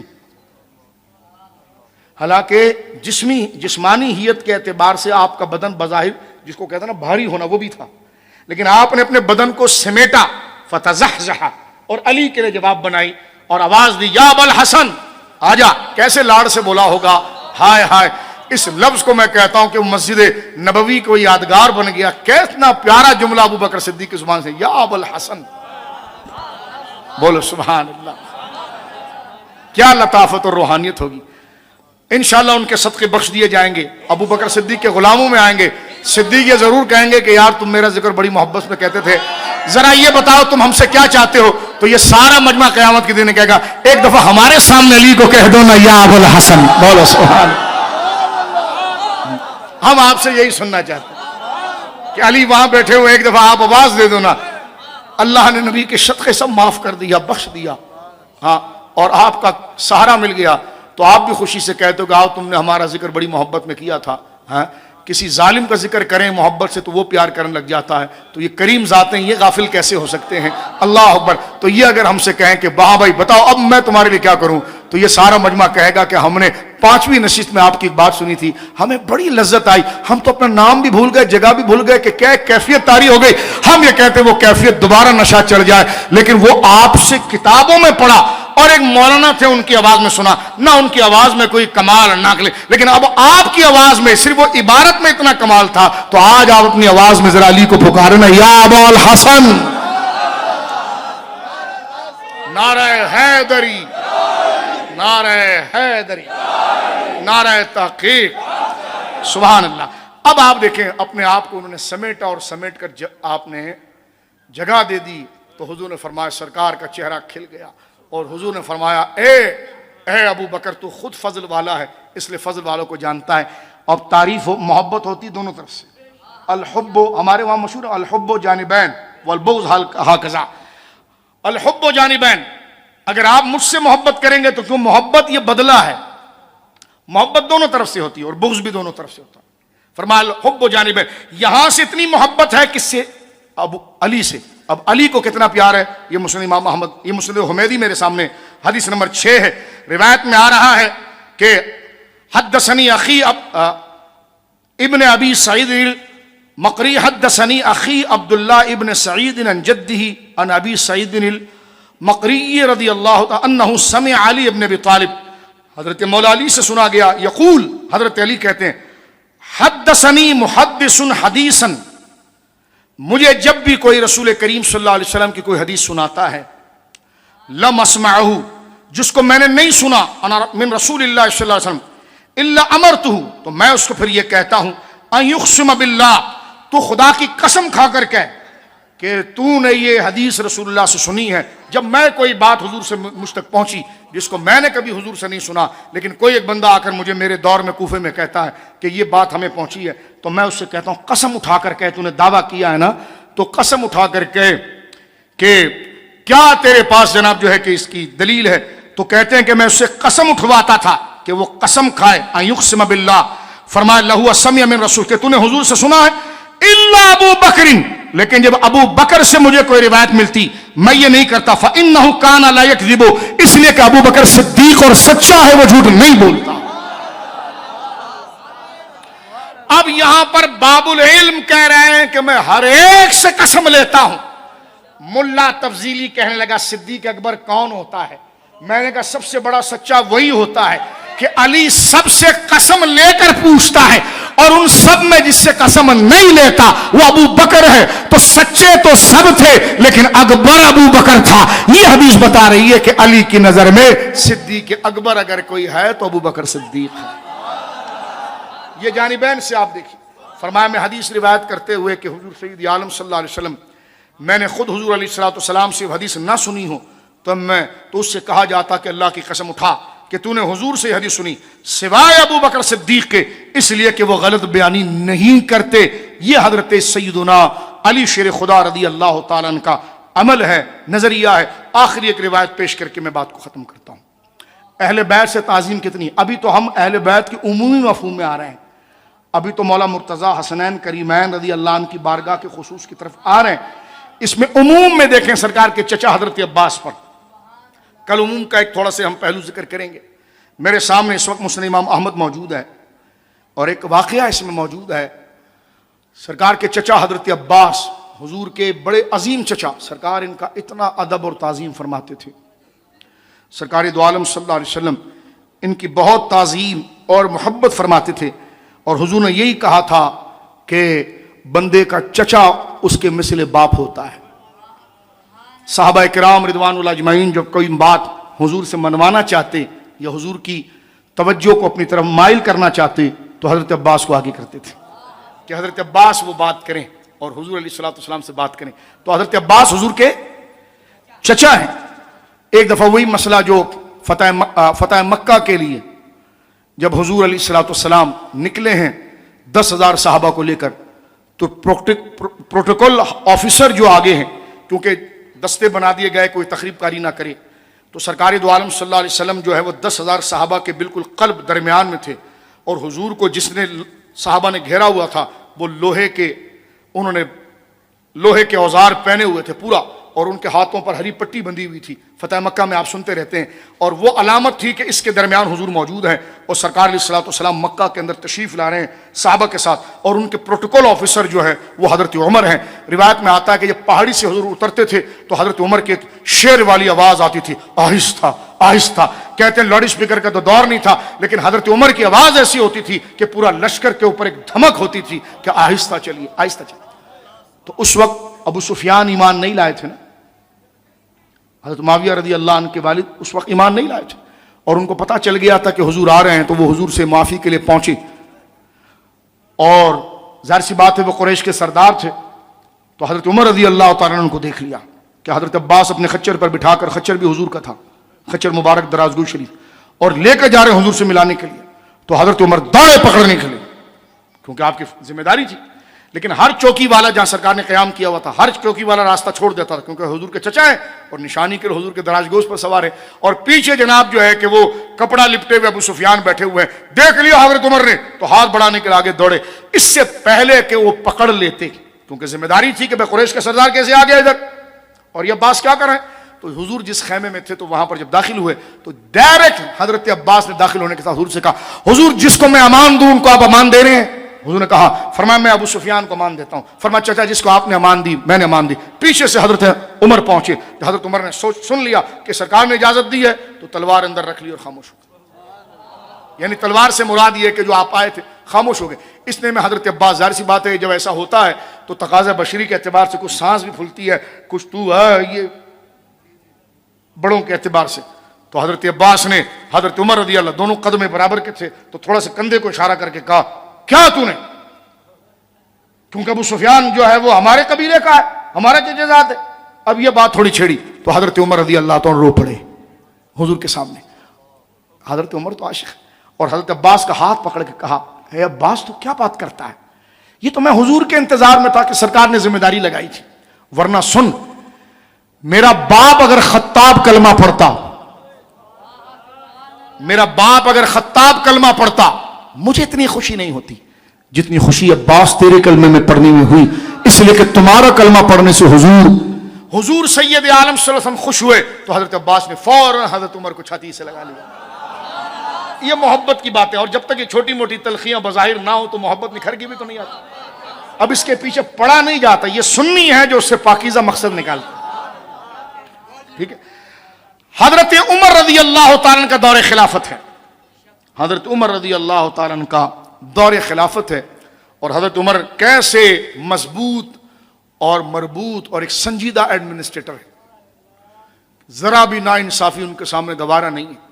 لیکن یہ ہے کہ جناب مسجد نبوی شریف, مسلم امام احمد میرے سامنے, مسجد نبوی شریف میں لوگ نمازی آ رہے ہیں, لوگوں نے شکایت کی ہے ہمارے کپڑے بھیگ جاتے ہیں, نماز کیسے پڑھیں, یہ مسجد کا پورا فرش جو ہے وہ بھیگ جاتا ہے. آپ نے فرمایا چھت تو ہم نے ڈال دی ہے مسجد نبوی شریف کی, کیونکہ ہم نمازی بڑے پریشان ہیں, گزرتے ہوئے گلی میں ہمارے بدن پر پانی آتا ہے اور یہ مسجد کا صحن بھیگ جاتا ہے. کہ کیسے بھیگ جاتا ہے, کہ وہ عباس کا گھر ہے نا, حضرت عباس کا, ان کے گھر میں پرنالا لگا ہوا ہے, وہ لگانا ادھر چاہیے ہو, ابھی مسجد بڑی ہو گئی ہے تو ان کا سارا پانی مسجد کے اندر گرتا ہے, سارا پانی پرنالے سے ان کے گھر کی چھت سے آ کر. توجہ سے سننا, اس کو کہتے ہیں یہاں شریعت اور عشق کا باہم مچلنا, اور عشق کو دیکھیے, اس کو نبھانا دیکھیے.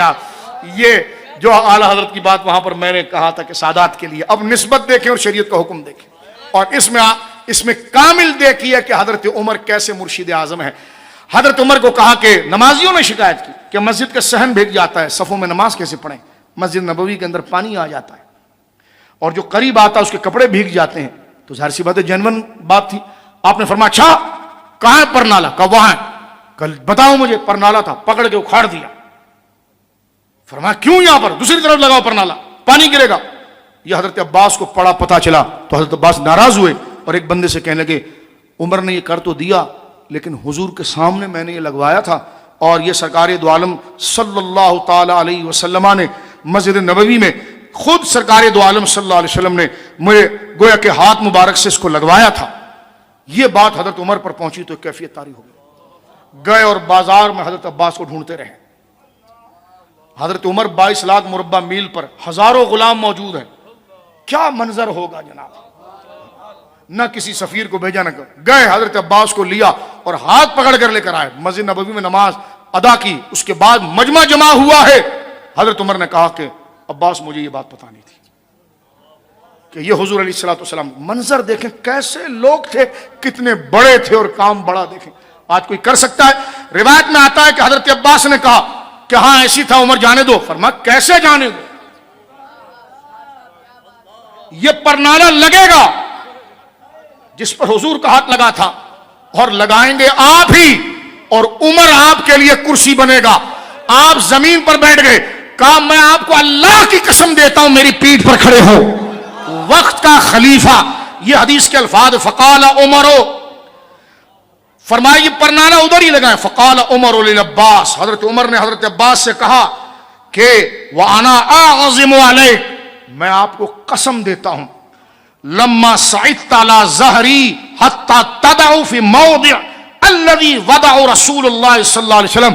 فرمایا عمر جانے دو۔ فرمایا نہیں، کیسے عباس، نسبتیں کیسے چلیں گی؟ فحضرت عمر نے کہا میں تمہیں قسم دیتا ہوں۔ فرمایا کوئی پتھر لے آؤ، کوئی دوسرا بندہ آ جائے، کوئی غلام آ جائے۔ فرمایا میں نے نکالا تھا۔ اب عباس تم میرے پیٹھ پر چڑھو گے اور اسی بھیگے ہوئے پاؤں سے چلو گے جس پر مٹی لگی ہوئی ہے۔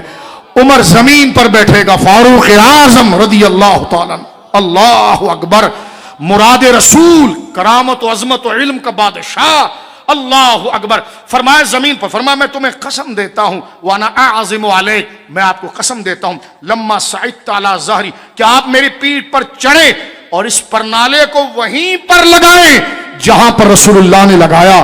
حضرت عباس نے بہت کہا لیکن حضرت عمر بیٹھ گئے اور اپنی پیٹھ جھکا دی، اور حضرت عباس ان کی پیٹھ پر بھیگے ہوئے پاؤں سے کھڑے ہو گئے، اور حضرت عمر جڑے ہوئے تھے۔ اور فرمایا کہ ففعل ذلك العباس، حضرت عباس نے وہیں پر لگاتے رہے۔ فرمایا جب تک مکمل نہ ہو غلام اسی طرح رہے گا، آپ نے لگانا ہوگا، آپ اہل بیت ہیں، اہل بیت ہیں، اہل بیت ہیں۔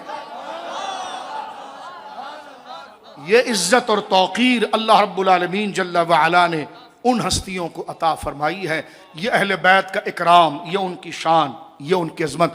اسلام ماں اطاعت خلفائے راشدین، ایمان ماں محبت آل محمد۔ اسی کو اقبال نے بڑے خوبصورت انداز میں ذکر کیا۔ اس شعر کو ہم کربلا کے دنوں میں بھی ذکر کریں گے۔ اقبال کہتا ہے بھائی سمجھ لو، عقل و دل و نگاہ کا مرشد اولین عشق، عقل و دل و نگاہ کا مرشد اولین ہے عشق، صدق خلیل بھی عشق، صبر حسین بھی عشق، مارکائے وجود میں بدر و حنین بھی ہے عشق، مارکائے وجود میں بدر و حنین بھی ہے عشق۔ فرمایا صدق خلیل بھی عشق، صبر حسین بھی عشق، تازہ میری ضمیر میں مارکہ کہن ہوا، عشق تمام مصطفیٰ عقل تمام بو لہب، عشق تمام مصطفیٰ عقل تمام بو لہب۔ کمال کی بات امام احمد رضا نے کی کہ کیا بات رضا اس چمنستان کرم کی، زہرا ہے کلی جس میں حسین اور حسن پھور۔ اللہ رب العالمین جل وعلا جتنا وقت ہمارا اپنے دلوں کی تطہیر اور پاکیزگی کے لیے عشق اہل بیت کے ذکر کے اندر گزرا، اللہ اس کو ہمارے لیے توشہ آخرت بنائے۔ وآخر دعوایا ان الحمدللہ رب العالمین۔